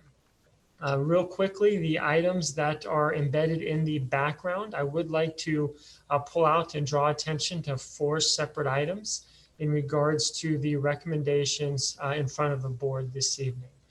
The first item is to accept the community recommendation to name the MPC football stadium the Pappas Phillips Community Stadium. The second item is in accordance with our administrative procedure that this naming, if approved, would commence on January 1st and go for 30 academic years. Item number 3, to direct the superintendent and president or designee to work with the community groups to identify any existing facility needs or any modifications prior to modifying or changing any existing facilities. And then the last item, item number 4, would be to not expend any district funds in accordance with the naming. That is in accordance, once again, with the approved administrative procedure. So with that said, I'd be happy to answer any questions that the board may have. I would assume that at the end of that 30-year period, the board, which I doubt I'll be here for, but the board would be able to continue with that name if they so desired. That is correct, Trustee Johnson. The way the AP is drafted is that every 30 years, the naming of the facility would be revisited through the college governance process and then ultimately presented to the board at that time. Thank you. So David, you mentioned that it would be academic years.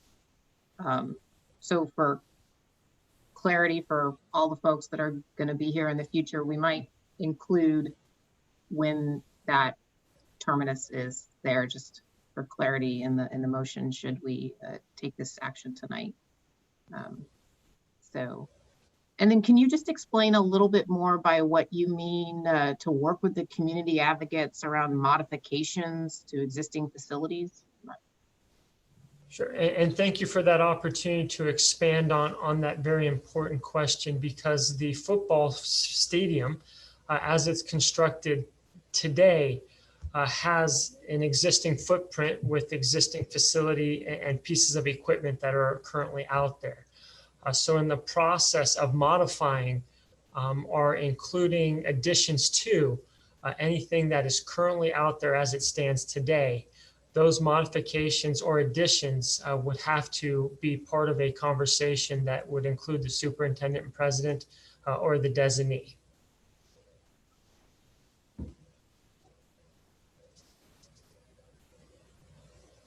Can you give me something concrete? Thank you, Yuri. Sure. So for example, if the desire was to add a second scoreboard that specifically identified the name, that addition of that second scoreboard is in addition to our existing facilities. So any addition or that second scoreboard would have to go through a conversation and ultimately a governance process here overseen by the superintendent and president. And another example is if we wanted to put any statutes out there, that would be in addition to the existing facility as it stands today. So any placement of statutes would need a further discussion amongst the college governance groups. So I hope those two examples provide a little bit more clarity on additions to our existing facility. Yeah, that's really helpful. So basically, before something gets put out there, there needs to be a conversation with the superintendent president or their designee about what that change might be. Okay. That is correct. And then I just wanted to make sure I understood the scope of the football stadium, and this might be a conversation for some of our community members that brought the proposal forward. So it says the football stadium. So are we talking about the 100 yards that football exists in, that 100 yards plus the track, that plus the stadium, like plus the stands, or what is the actual scope of that recommendation? I just want to make sure I understand. Because when I was reading the materials, you know, they really were talking about coaches as having a really direct impact upon football at MPC. So I don't know if they were just talking about where the football happened. Sure. Great question. So I would respond to that question that the football stadium encompasses the field, the turf, and the surrounding seating facilities. So it is what is enclosed upon within the perimeter fence that identifies our stadium facility. And we can add additional clarity to documents moving forward to make sure that that is better defined. Okay, great. Are there other members of the trustees who have questions on the present or on the proposal or the recommendation? All right, seeing none, we'll turn it to the members of the public. Is there any member of the public that would like to make a comment? You can go to participants, raise your hand. I see you, Chris. He knows what's going on. And Chris, you should be able to unmute yourself and talk to us, I think. Chris Papa. I'm not gonna try to pronounce your whole last name, I'm sorry. Can you hear me now? Yes. Okay. Hello, my name is Chris Papadurgis Jr. I am coach. Oh, we lost you. You've lost me? Oh, now you're back. You're back. I attended MPC in 1973 through 1975. I played baseball 2 years for my father and also played football for 2 years under Luke and my dad. I've been around MPC athletics and raised at MPC since 1963 when I was 7 years old. I want to start by thanking David Martin, Becky Michael, and the Board of Trustees for getting this item on the agenda in the time which we had planned. I realize how busy the board has been dealing with COVID-19, trying to get a bond passed, and the hiring of a president. With that being said, I would like to congratulate David Martin on being named president of the Monarch Peninsula College. During our original presentation in June, we spoke on the reasons why we felt the stadium should be named after Chris Pappas and Luke Phillips. Our reason for naming the stadium was because of the longevity of these two individuals and the quality of persons they were both at MPC and the community. Luke was a member and captain of the first football team at MPC in 1950. He then coached football at MPC from 1957 to 1984. After retiring from football, he then coached several outstanding golf teams until his retirement. Chris coached football at MPC from 1963 to 1996, and then volunteered coaching from 2001 to 2019. He coached football during 7 decades. Chris also was athletic director for 28 years and started the adaptive PE program and was in charge of it until his retirement in 1996. Both men have been inducted into several junior college athletic Hall of Fames. The names of Luke Phillips and Chris Pappas have been synonymous with MPC athletics since the college began. We don't feel anyone will ever again have the input on MPC and the community that these two men have had over the past 70 years. They have set the bar very high. Because of this, we feel it is only appropriate that MPC name the stadium the Pappas Phillips Community Stadium in their honor. During the June meeting, we had numerous people who spoke and were on the Zoom at the time. This 4 o'clock meeting is a little bit difficult for some of our supporters. I'm not sure how many will be able to make the meeting and or talk in support of the stadium naming. But I'd like to thank you for your time and attention in this matter and look forward to a positive vote. Thank you. Thank you, Chris. All right, are there any other members of the public who would like to make comment? If you're joining by phone, you can press *9 to raise your hand to indicate that you'd like to speak. All right, I'm gonna unmute John Goldsboro. John, you didn't write a letter, so let's hope you talk. John, you should be able to speak.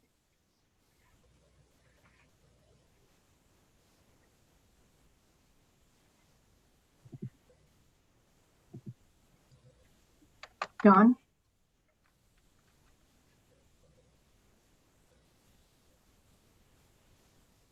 Let's see, he's unmuted. Let me try another route.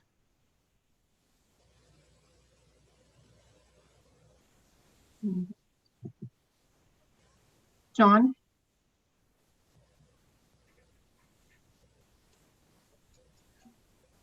All right, we're not able to hear you, so I'm gonna go ahead and unmute a caller. And Joreen, if maybe you could throw into the Q&A the telephone number that folks can call into, so maybe John can try to reconnect via telephone to make his comment. That would be appreciated. All right, I'm going to be unmuting a telephone caller with the last 4 digits of 9189. You're unmuted to make a comment. This is John. Oh, hey, John. You're on the phone and on the computer. All right. Boy, Welcome. this is pretty embarrassing considering I work full time in the technology sector. So anyway, how's my audio? It's wonderful. You sound great. Awesome. First of all, I'd like to thank the board for the opportunity to speak. My name is John Goldsboro. Everybody knows me as Goldie. I was raised and grew up on the Monterey Peninsula area. My father was in the military for 35 years. I'm calling you from Orlando, Florida. I've maintained a lifelong relationship not only with the Luke Phillips and his family, but Chris Pappas and his family. I had the pleasure and honor not only to play for both Luke Phillips and Chris Pappas, but also return as a coach on Chris Pappas's coaching staff. I have maintained a 25-year plus relationship with both of those gentlemen until their passing in the last couple of years. I can't think of 2 finer individuals that are more deserving of this honor than these 2 gentlemen. And I've made it my commitment and my pledge to people on the Monterey Peninsula to continue to keep in touch and hopefully become that advocate and continue to be that advocate. These 2 gentlemen are well deserving, and as Chris had mentioned earlier, they have made a lifelong impact not only on myself, but on hundreds and hundreds of student athletes that had the pleasure to attend Monterey Peninsula College and also further their education. So I would be humbled by the board, voting on this and honoring these 2 gentlemen because they are distinguished and they absolutely deserve it. Thank you very much. Thank you, John. All right, next I will be unmuting Roxanne Chison. Roxanne?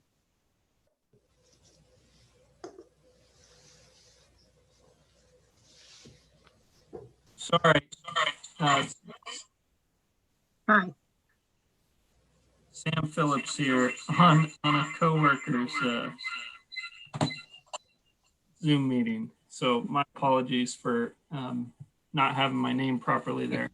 That's okay. Welcome. Anyhow, I'll make this quick. I did have something written out, but I'll just make it quick. I want to thank the board and trustees, David Martin and his team for following through with the efforts to bring this to a vote today. So much going on in our country right now, and they're at the school, and you guys set this as a priority and followed through. So I just want to thank you, regardless of the end result of tonight. Obviously, I am a big supporter of the board passing this. I think that it is important for a community college to stay focused here locally with the people that impact the college. And certainly my grandfather, Luke, and Chris Pappas cannot be denied the impact they've had on this community and the college. And so we hope all you board members are willing to pass this, and we thank you for your consideration. We thank you for putting this forward and working hard to make sure that it was on the meeting today. So thank you very much. That's all I have. I appreciate your consideration. Thank you, Sam. All right, next I'll be unmuting Lyndon Schutzler. Sorry, Lyndon. Good afternoon. Thanks for the opportunity to speak. As you know, I retired at the end of June. And when this came to the board earlier on, prior to that, the kinesiology and athletic staff sent a letter of support of the individuals and also the need to develop the process which the college has done. And the members of the staff are certainly in full support of honoring these outstanding individuals from who worked in this department. And we think also that the timing is good because we have been working for over a year on changing some of the equipment in the stadium where recognition of these individuals could be made. Thank you. Thank you, Lyndon.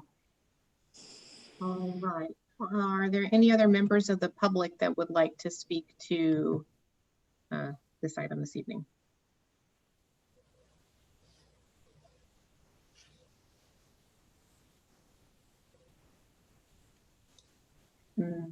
All right, seeing none, I'll bring it back to the board for discussion. Any other comments or questions from the board on the recommendation from staff and our community?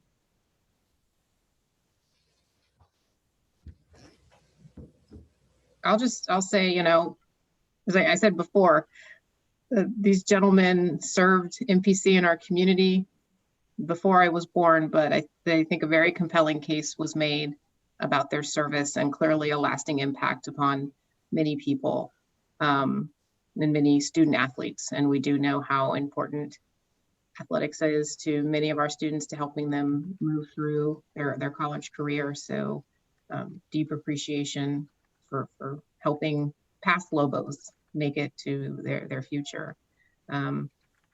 Yuri, if I could add something too, do you mind? No, not at all.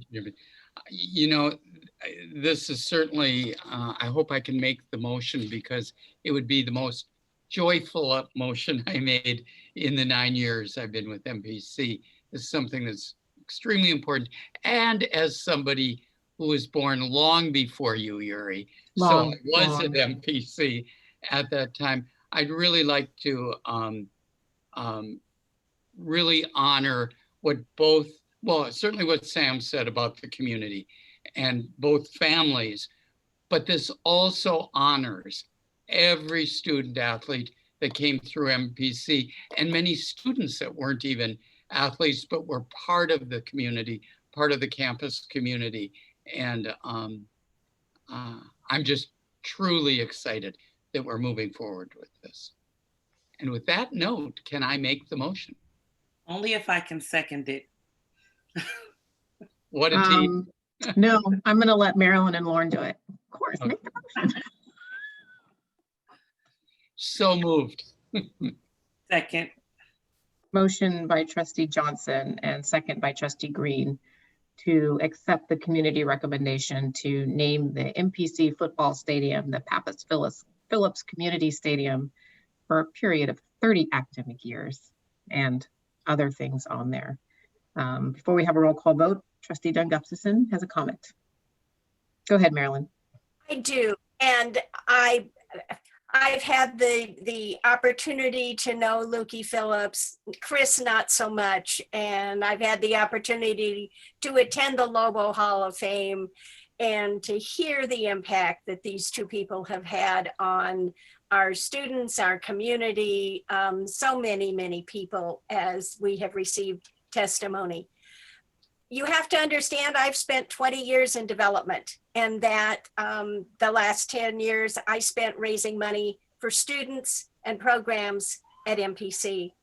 And so it's very difficult for me to separate a naming opportunity from a fundraising opportunity. And it's not that I put a price tag on the value of these two persons, absolutely not. But we continually need ways of helping our students. And very often it's money that helps them to succeed in their lifelong dreams. So that's number one. I just have to tell you that it makes me sad to walk away from a fundraising opportunity for our students. Number two, I have had the opportunity to get to know and to work with and to learn from absolutely wonderful instructors at MPC, whether it's Lyndon Schutzler, who has talked to us, whether it's Richard Kazarian, who spoke to us in June, whether it's Homer Bosserman, who called me in support of this because he has been so connected to the athletic program. And I said to Homer, how do we honor these two? Why shouldn't we be honoring you? you spent your career, you spent a lifetime giving to the students of the college. Andres Durstenfeld, who just retired and was absolutely committed to his students in biology. So we have wonderful, wonderful instructors. And without taking anything away from Chris and Lukey, how do we continue to honor the other people who have had lifelong lasting influence on our community and our people? So so this is a difficult one for me, a difficult vote for me, not because I don't appreciate and value what Lukey and what Chris have done. I absolutely do. But there are many instructors at MPC that I also value. And so I don't want to turn my back on them. I don't want this to appear that I'm turning my back on them or that I think any less of them or their contribution. Thank you. Lauren. Sure, I won't have a difficult time on this particular vote myself. Well, and I'm looking forward to the vote, and I certainly would have moved it or seconded it if I hadn't been beaten to it by quicker people than me. But I want to remind all of us, I don't know how many buildings we have on campus, 20, 30, whatever, I don't know what the number is, but this is one facility. And the truth is, we haven't been particularly successful at naming any facility after anybody for as long as I've been on this board. The taking away of one certainly primo facility, a way out of the potential of having it generate income for our students. I understand this is one of the biggest facilities that we have the possibility of naming. But I want to say we have many, many other facilities that we could name through the financial process that would correspond with Maryland's gut instincts. You don't have to, it's not necessarily an either or. We have lots of more facilities that if we can get funding for, and even if we can't, we're talking about 4 or 5 or 10 faculty members and staff members who had a huge impact on MPC. That's not all the buildings that we have. I'm very excited about this opportunity. I just wanted to say that to Marilyn. I wanted to allay any fears that have about that. And of course, she knows this too. But I do want to say that I couldn't be more proud of the moment or of the people that we are considering honoring with this action. Yuri, I might add also, and Marilyn, I certainly understand where you're coming from, but if you look at the list of people in the community who have supported this and have come out to us and supported this, those names have contributed immensely to MPC, either as members of the President's Circle, fundraising for the school at different times, incredible support for the school. I think that at times there's ways of judging the money part in different ways that expenditure has also been made. So just another thought.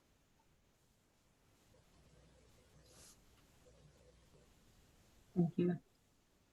Lauren, or not Lauren, Marilyn, I want to appreciate you for sharing those. I think I can see difficult thoughts because, these are the people bringing this forward are your contemporaries and your friends, and it takes a lot of my friends. Yeah, it takes backbone to say that. So I appreciate you really, thinking hard about what's in the best interest of the district and being willing to say that.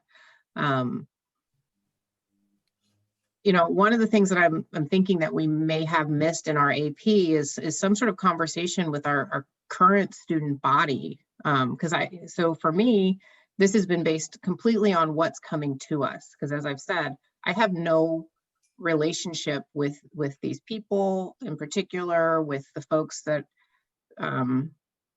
who we're coached by them. And so it's really, you know, knowing that their service was many years ago, and now we're going to be pushing their legacy many years into the future. And how does that correlate to who we serve now, and how do our current students connect? And while this recommendation, you know, if accepted, doesn't put any financial responsibility on the district, I do hope that we can think about how we would work with the community group to really make sure that who these individuals were and why they're being recognized by our community, and why that recognition would continue for so many years forward is something that we would engage in a conversation about, because it was through the learning about them that brought me to a place where I felt like, okay, this is something that I can support, and all of the work that we're trying to do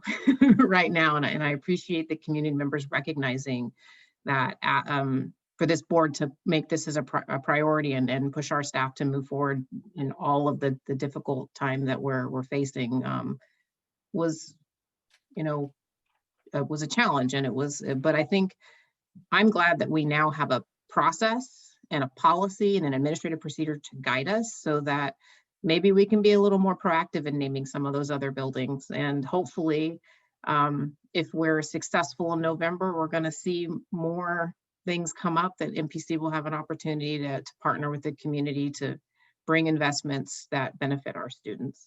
So anywho. And I hope everyone who has contacted us has voted in support of Measure V. Ditto. All right, so are there any other comments from the board?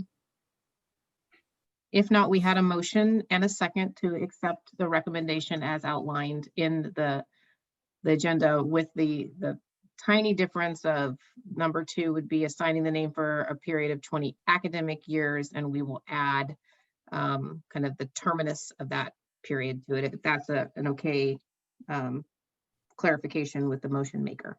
Rick? Yeah, that was 30 years, right? 30 years. 30, sorry, did I say that? 30. Because I'm going to stick around for it when it comes back, and I want to know how long I have to stay around this world. Thank you. All right. All right. So can we have a roll call vote, please? Certainly. Chair Yuri Anderson, Yes. Vice Chair Lauren Steck, Very excited to vote yes. Trustee Rosalind Green, Aye. Trustee Marilyn Dunn Gustafson, Yes. Trustee Rick Johnson, I think I said it would be a joyful yes. So yes. and Student Trustee Tanisha Hill. Is she still with us? On the screen. She's You're muted. You're muted, Tanisha, if you're trying to talk to us.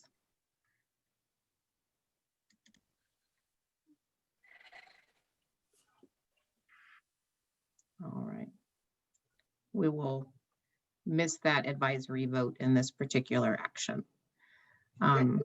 Before I move us forward, I see that Chris has his hand up, and so I will take the chair's prerogative to let him make comment after we have taken this action.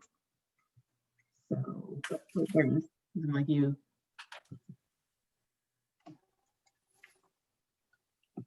All right, Chris. You should be able to unmute yourself. There, am I on now? Yes, you are. I just wanted to take the chance to say thank you again to all the trustees on behalf of both families, and not only families, but the MPC family. I think this is the right thing to do by naming a stadium after them. Thank you. Thank you. All right. Okay, so it is 6:04, and if we have just a couple items, but if we could just maybe take a 5-minute bio break and reconvene at like 6:10, if that would be okay with the board. All right, so we will take a quick recess and see you in 5 minutes. Please mute yourselves, turn your cameras off. Nobody wants to see what's happening at your home. Sure, she didn't say. But she had to vote, but she didn't approve. Did we not approve it? I It didn't was think so. unanimous It was unanimous. Oh, perfect. Thank you. without this, No problem. trustee.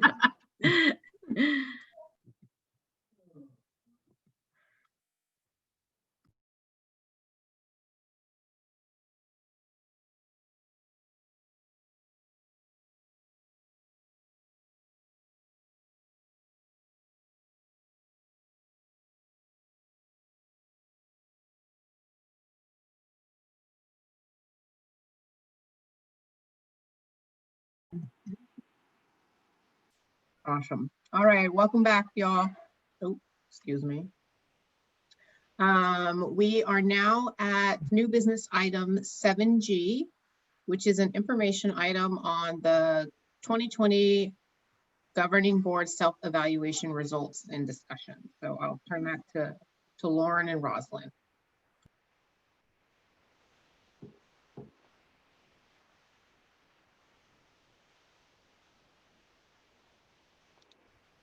Sorry, it took me a while to figure out how to unmute my computer. So the first item that I have here is the going over of the actual results from the survey that we did, and each of you was sent the survey results. We don't have the presentation for you, but there is a summary of essentially what the survey results showed in the item itself, and I can read the 7 bullet points. The board is generally perceived as performing well in the following areas: maintaining fiscal stability, maintaining current policies, ensuring timely response to the state reporting requirements, such as the vision. The areas for improved performance by the board include, in no particular order, communicating with the public and adhering to established meeting protocols and processes. I think the emphasis on that is communicating with the public. Developing an understanding of the needs and experiences of students to drive decision-making, getting involved with students. Increased focus on strategy to diversify district workforce, the district workforce at all levels. And finally, active engagement in hiring processes related to executive leadership. Those are the big things that came out of the actual document. And as I said, you people on the board have a copy of those documents. So please, if you have any questions, ask, and we'll answer as best we can. Won't we, Rosalind? Thank you. Any questions, Rick or Marilyn?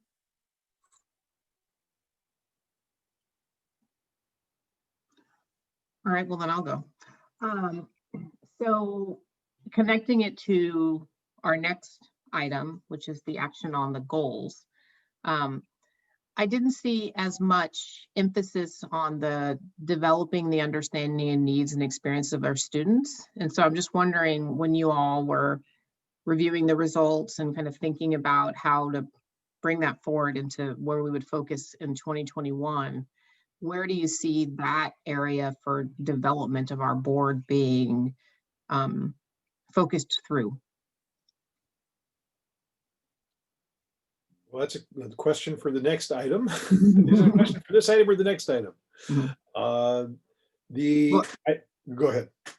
I mean, they're definitely connected, but because it was, my understanding is that the survey results, evaluation results are used to kind of filter down the goals. So I guess I'm just interested in what the discussion around that particular goal, if there was any more insight or.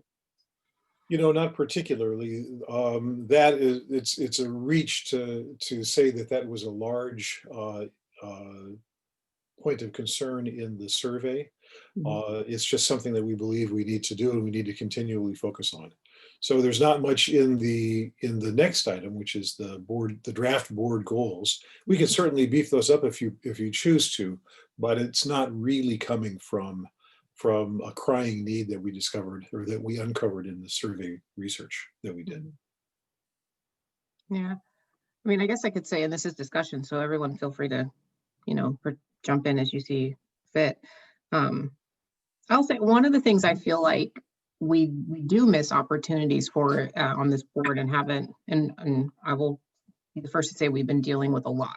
So it's not like the board is not having substantive meetings, but building in really intentionally opportunities to learn about, understand the needs, experiences of our students, and how that then interacts with the policies that this board is charged with implementing. And so I can see that as an area for development for us and for focus in the future of making sure that we are intentional,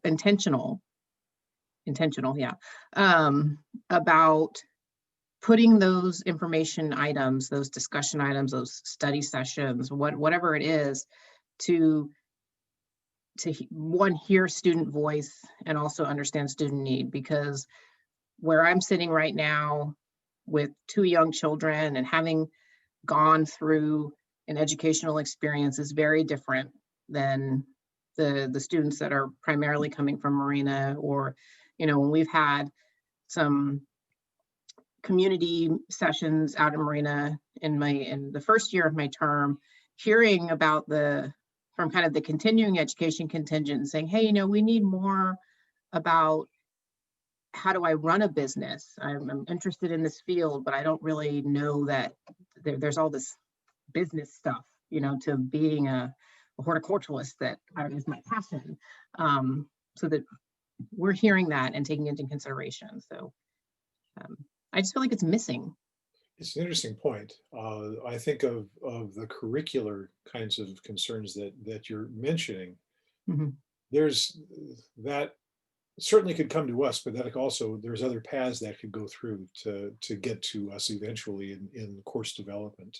Where I see are not fully adhering to what might be the optimal role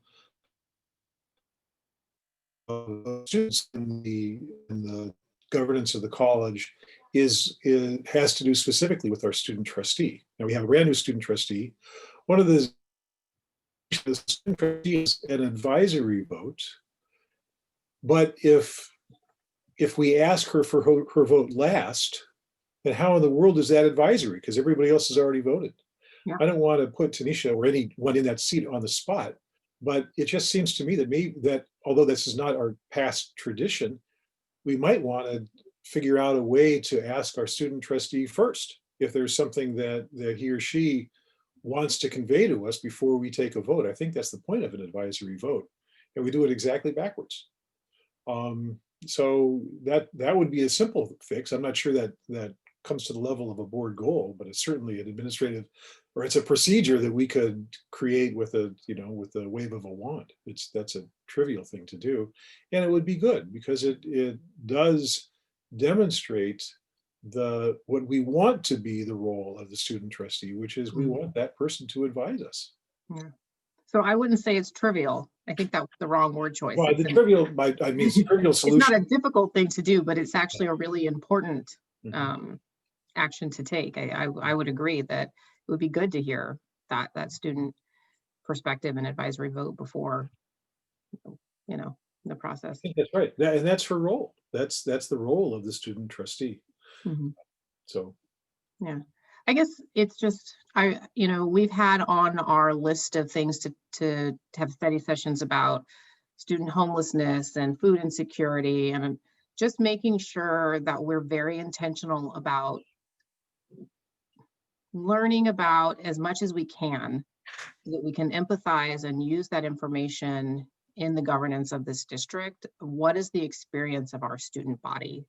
Because I know that it will impact how I do my work on this board, because it's very easy to have 5-0 votes on things, but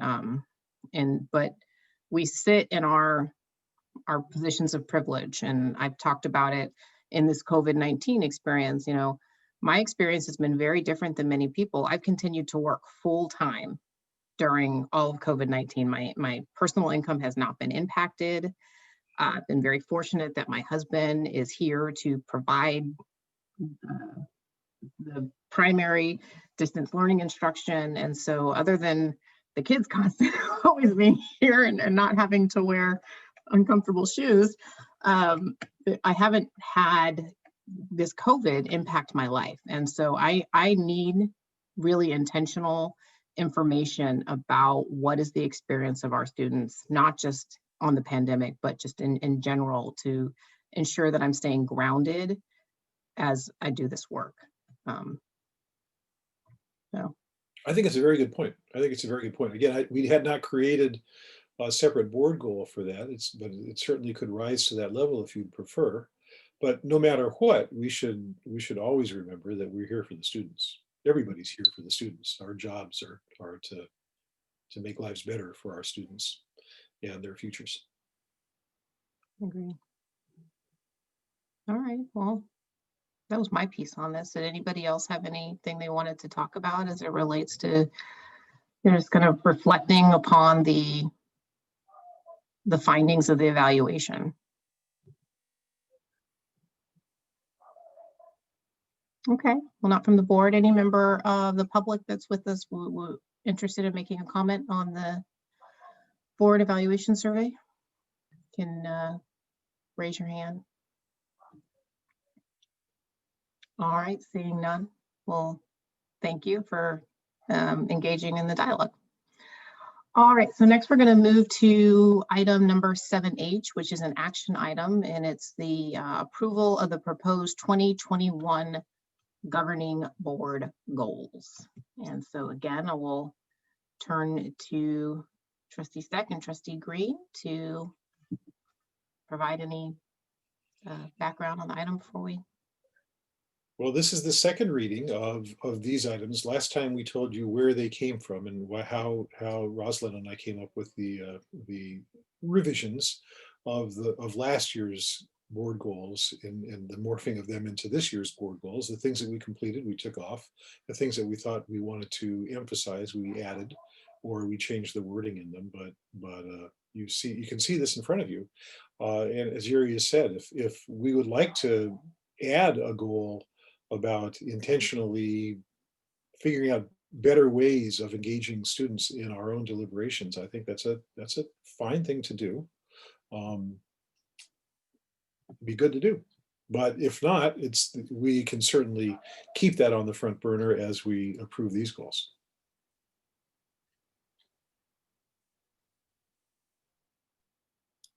I see it as part of board effectiveness, item C, to ensure that student voices are heard in all decision-making processes.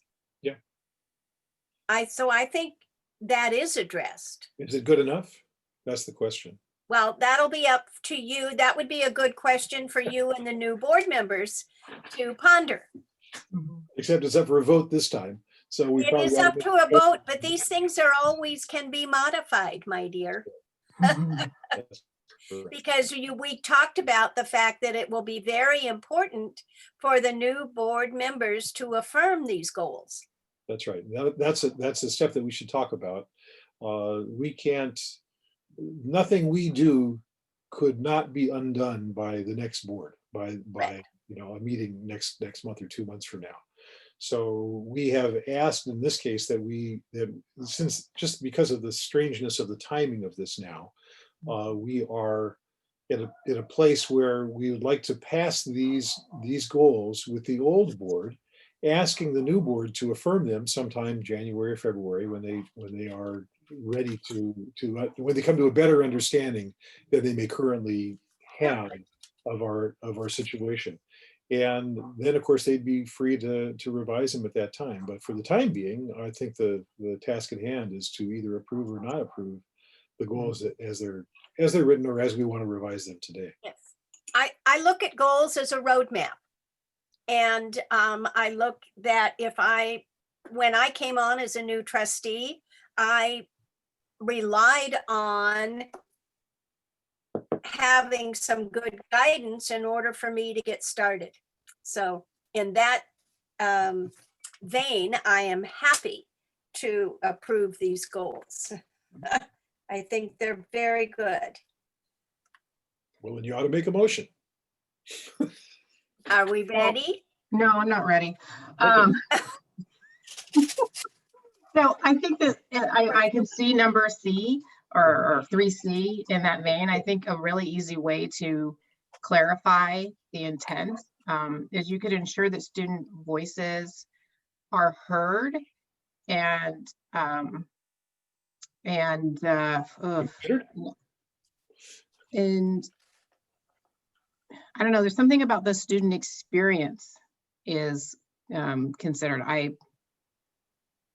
think there's something different about being heard in the decision-making process and the board being very intentional about learning about student need. And so maybe it's actually trustee development activities to increase leadership competencies and understanding of our student, or the needs and experiences of our students to engage in equity-based policy development.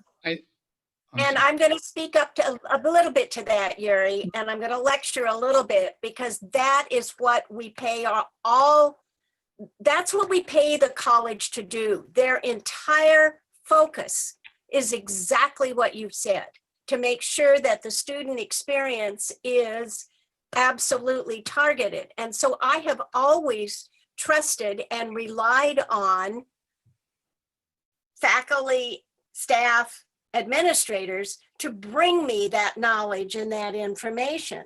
So that's where you and I are very different, take Marilyn. I think that the students being able to speak directly to us and us being very intentional about asking, even if it's coming through administrators, that we have information about the student experience, that we're very intentional about getting that information is very different than just allowing things to be brought to us.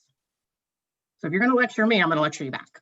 And so Yuri, what I think I'm hearing is that you see the need for the students' stories, not just to be captured, but to be told to us directly. So it's stories, it's data. We have very few conversations as a board about our students. You know, we pass plans for the facilities, we pass a vision for success, but you know, we say we want to hear about student homelessness, we don't put it on the agenda. Right. So that, I think it's a very different thing. And I don't think it's difficult what I'm asking for.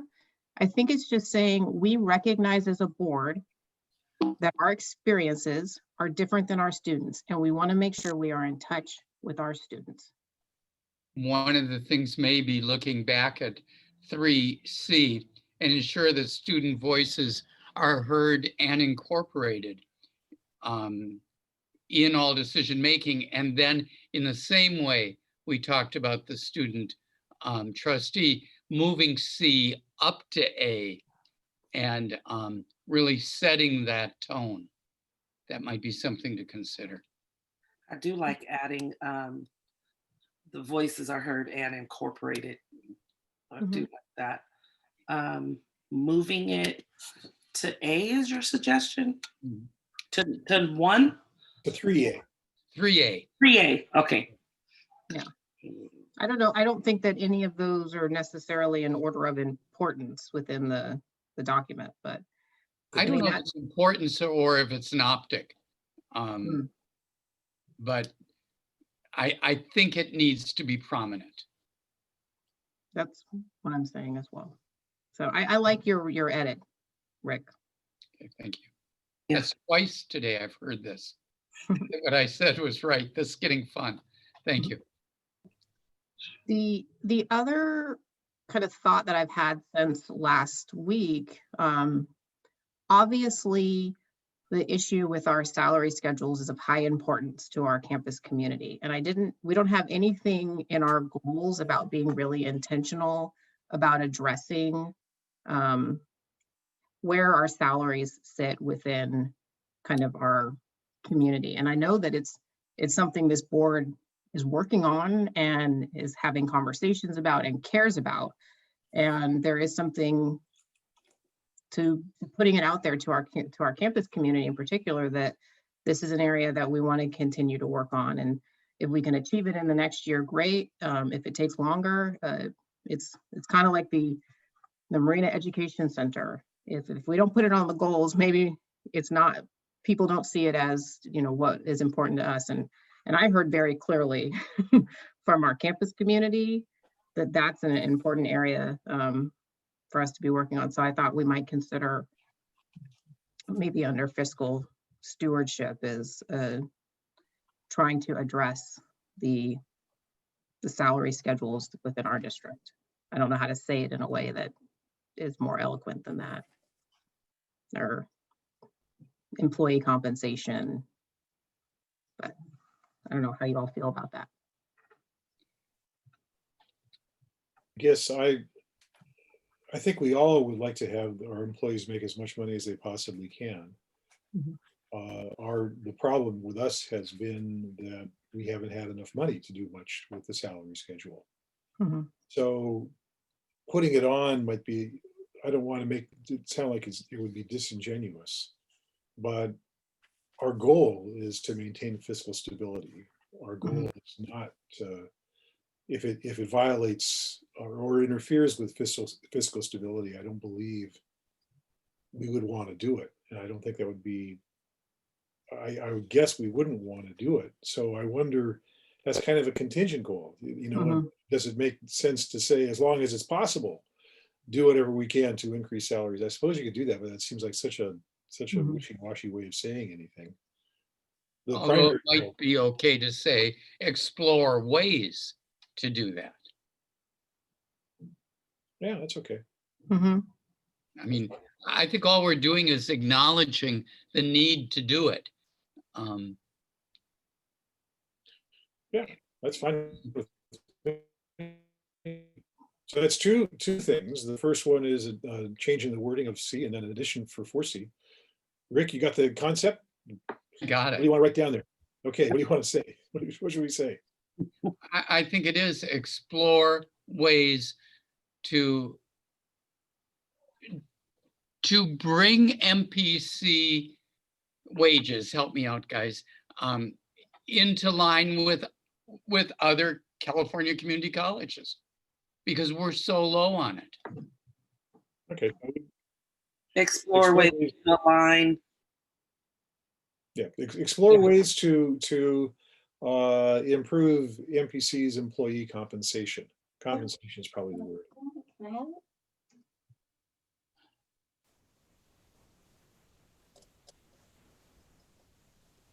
Maybe David can help us on this one. I know it's board goals, but as far as wording and something that can be worked with.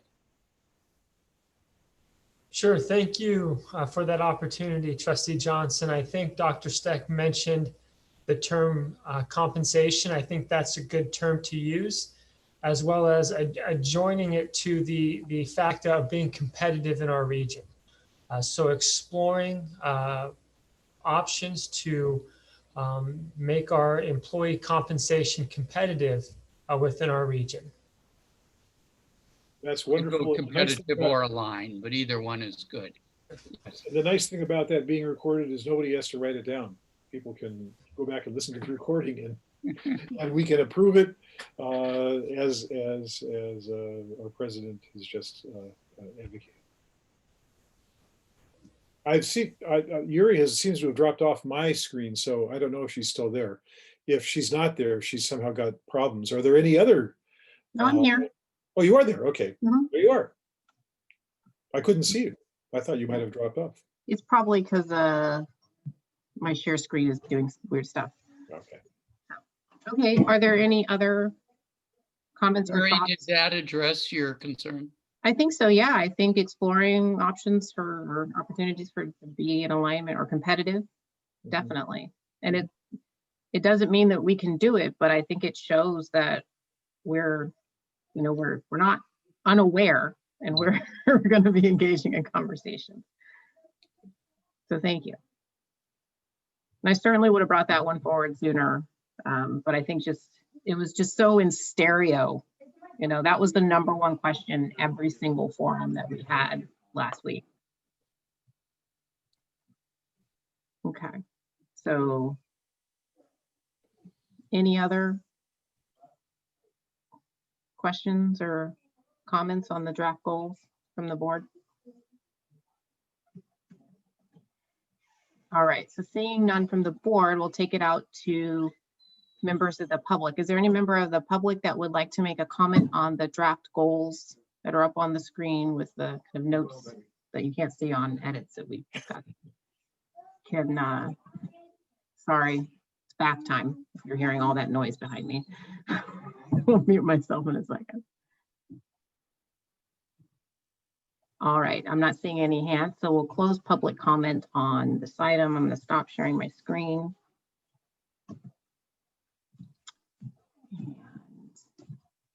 So the action before us is to adopt the board goals for 2021. As revised. And as revised. As revised, all right. And we have trustee Steck with a motion. Is there a second? I'll second them. All right, I heard Marilyn, trustee Dunn Gustafson. No, right. Rosalind got it first. Rosalind got it first. You're right. Okay, Rosalind got it first. I was watching them both. Lauren and Rosalind motioning and seconding their own work. All right, trustee Green is the second. Can we have a roll call vote, please? Chair Yuri Anderson. So I'm actually going to abstain from the vote. I think that the goals themselves are very good, but as I stated when we had this conversation before, I think this is something that the new board should actually take action on officially. Vice Chair Lauren Steck. Aye. Trustee Rosalind Green. Aye. Trustee Marilyn Dunn Gustafson. Aye. Trustee Rick Johnson. I, with the understanding that the new board will be ratifying these at some point. And student trustee Tanisha Hill. Present.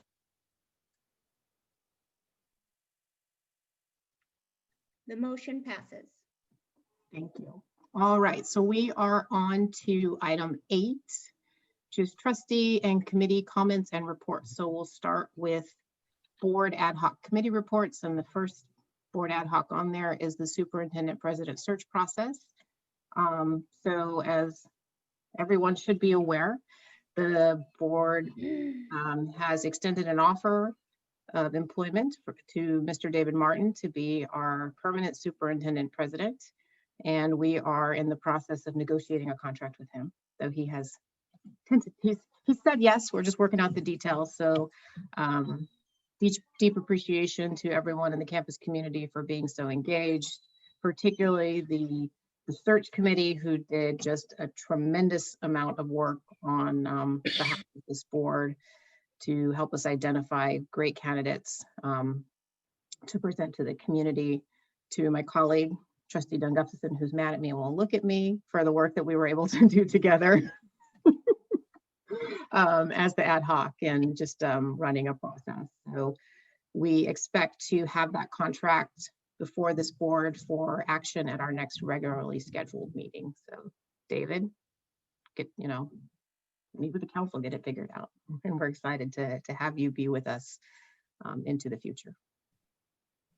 Any other comments or questions on the board superintendent president ad hoc? No. All right. And so the next one is board evaluation and goals. I think that ad hoc is closed out based on the last action. Did you have any other comments you wanted to make? No. All right. And then we also have any report from the policy subcommittee. Trustee Stecker, trustee Dunn Gustafson. All right. No report. Awesome. Is there any member of the public that would like to make a comment on any of the board ad hoc or committee reports? Seeing none, we will move on to governing board comments. So Tanisha, for your benefit, this is the time on the agenda when board members have an opportunity to just kind of speak to anything that they might want to share, work they've done on behalf of the district in the last meeting or since the last meeting, community meetings they've engaged with that seemed like there was pertinent information for the district to have. So we'll do a modeling and then let you come and be able to share your comments as our student trustee. So Trustee Johnson, do you want to lead us off this evening with any board comments? The only comment I'm going to make is actually regarding the president's selection, and I should have done it earlier, but I'd like to include it in this. David, I want to be very clear that how grateful I am to see the turnaround that happened at MPC. And I know that isn't all you. The faculty, the entire administration gave us has recreated a campus where people want to come and be president. And I can't thank you enough for the vote of confidence that the entire nation, with people that were sending in applications for it and questions about it, because what's happened at MPC has been no less than miraculous, with an entire team doing it. And I'll even throw in that the board is part of that too. So I think we should all pat our backs very much with what's happened, and to say, David, your leadership has been just exceptional, as has everybody on this campus and the Marina campus here. Thank you. That's my comments. Thank you, Rick. Trustee Green, do you have any comments this evening? I'll just echo Trustee Johnson's comment in regards to David and the great work that you're doing. I have to say that I did get a multitude of emails and affirmations in regards to all of the great work that you've done over the last year and a half. So as I think we all are very happy and excited to move forward with you. I also want to welcome Tanisha, our women's basketball MVP, to the board. I think that the students are definitely in good hands. Great choice, and thank you, Tanisha, for accepting the role. And then in addition to as many emails as I received affirming David, I got from the community in regards to Coach Phillips and Coach Pappas. And so I'm really happy that we were able to approve that item tonight. I think that is tremendous. And although I didn't have very much interaction with Coach Phillips, I do know that Coach Pappas played a very significant role in my life, with my uncles, both. The one that actually went to the NFL, he knew at San Jose State, although he was coaching in a high school in San Jose. So, and then he was able to coach and be there with both my sons, to include this last bowl game. So I'll forever have my Breath of Life hoodie sweatshirt memory of him. So yes. One other thing, I attended All In for Equity workshop or conference over this past weekend. It was really good. We went into breakout sessions, and I had the honor of presenting alongside of Laurencia Walker, our very own Larry Walker's daughter. And so I was very honored to be a part of that, and speaking on some of the work that we do in community, specifically in Salinas Unified High School District. So that was awesome. And so with that, the trustee workshops have come to an end, and they have been very informative. and I've gotten a lot of information and got to see Lauren at least once a week. And so, yes, here we are, and happy Halloween. Thank you, Rosalind. All right, Trustee Dunn Gustafson, any comments this evening? Just a couple. We had an email this afternoon from Joreen asking if we wanted to make comments at the Fire Academy graduation.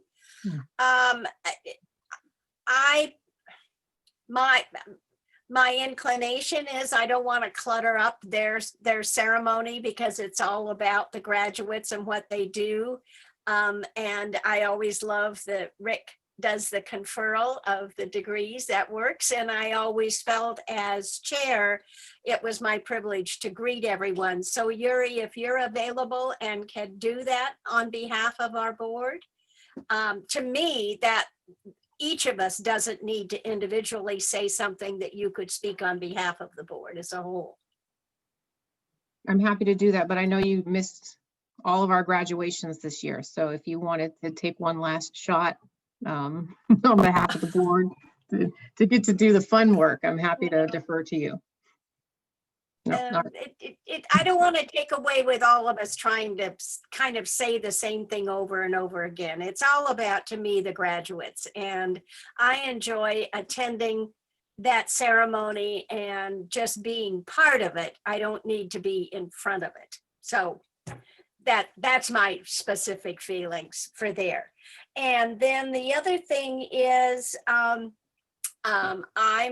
there is a trustee conference coming up in November, and even though we aren't participating in person, I assume that there is a charge for attending that conference, and that's just an assumption. I don't know, but I would feel that a newly elected trustee from Pacific Grove would benefit more from the conference than I would at this point.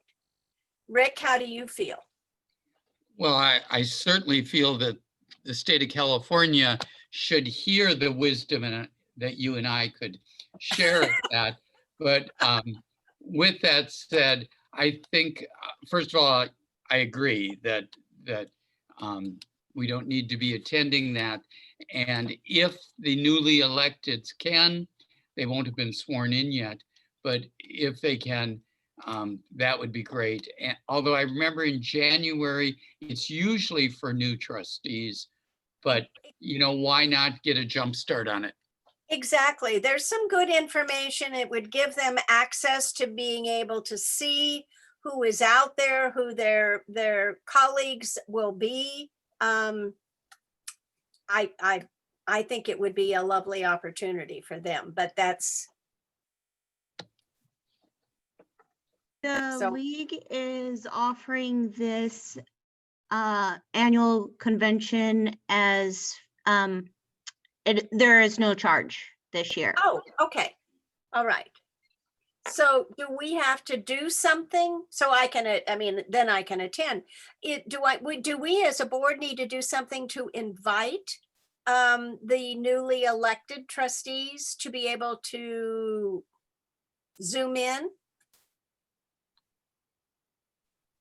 Do you know? I can send them the information. That's not a problem.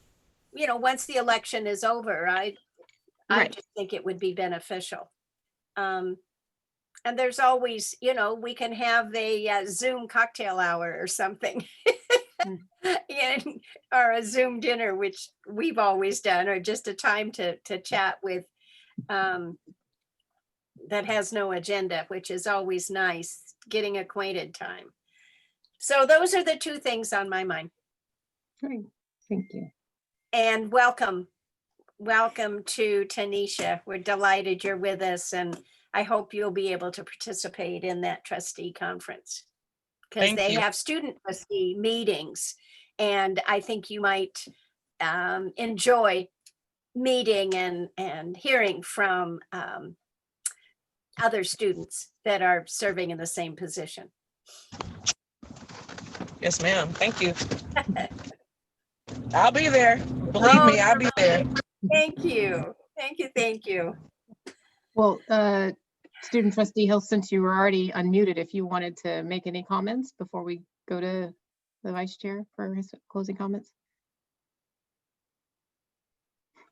We lost her, right? I was trying to get her while we still had her. There you are, but you're muted.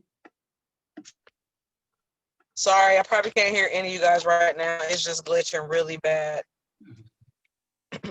We're gonna make sure that we get you connected better for our future meetings, so. Can you hear me now? Yeah. Can you hear me now? Mm-hmm. Okay, it works better when my camera's off for some reason. I'm not sure. Yeah, I would like to make comments. Miss Green.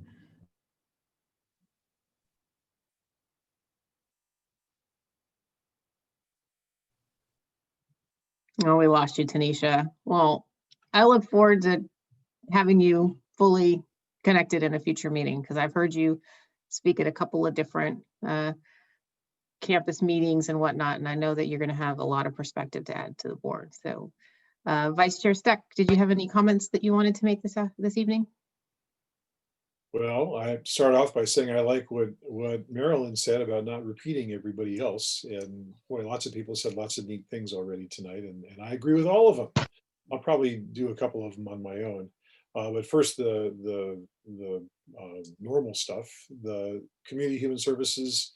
The big thing about community human services is the impending grand opening of Casa de Noche Buena, and I don't think we have a date yet, but it's going to be sometime in the very near future.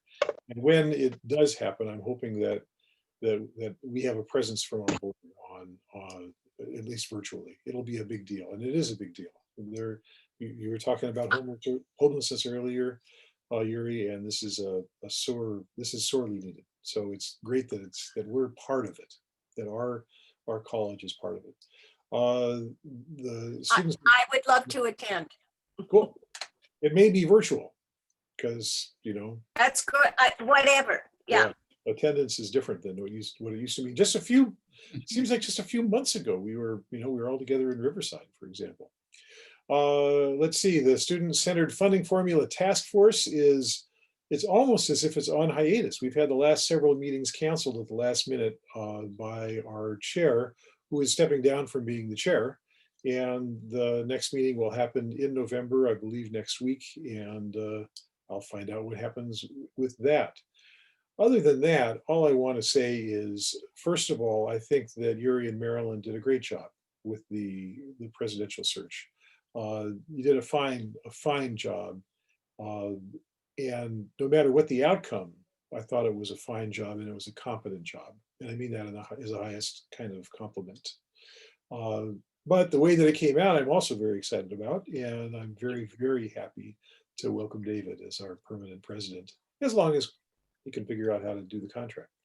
But I'm very, very excited about the future of MPC under your leadership, David. So thank you very much. And with that, that's all I have. Thank you, Lauren. You've all heard my voice a lot tonight, so I'll keep it brief. I just wanted to note that I had an opportunity to participate in one of the Undocu Week events that happened. I guess it was just last week, as well as the first presentation from the IDEA Task Force, and the obvious work that went into all of the undocumented student week activities was really first class. The partners that we brought in from different institutions to speak with our staff and with our students, and to just engage in dialogue around what that experience looks like and how we can better be serving undocumented students and transfer students was really well done. And I want to thank the staff for doing that. And then the same with the IDEA Task Force. There was so much information in that hour and a half, 2-hour session. Kind of like a master class. So it'll be interesting to see where they go from there. But it was just, a broad range of people from across the campus who clearly have been empowered to really lean into the work around equity that this board has been calling for, that has come through the chancellor's office overall. So thank you, David, for moving that task force forward so quickly, and for all of the campus leadership that we're seeing going into making sure that we're really thinking about the issues of diversity, equity, inclusion, and anti-racism at MPC, and bringing those issues forward.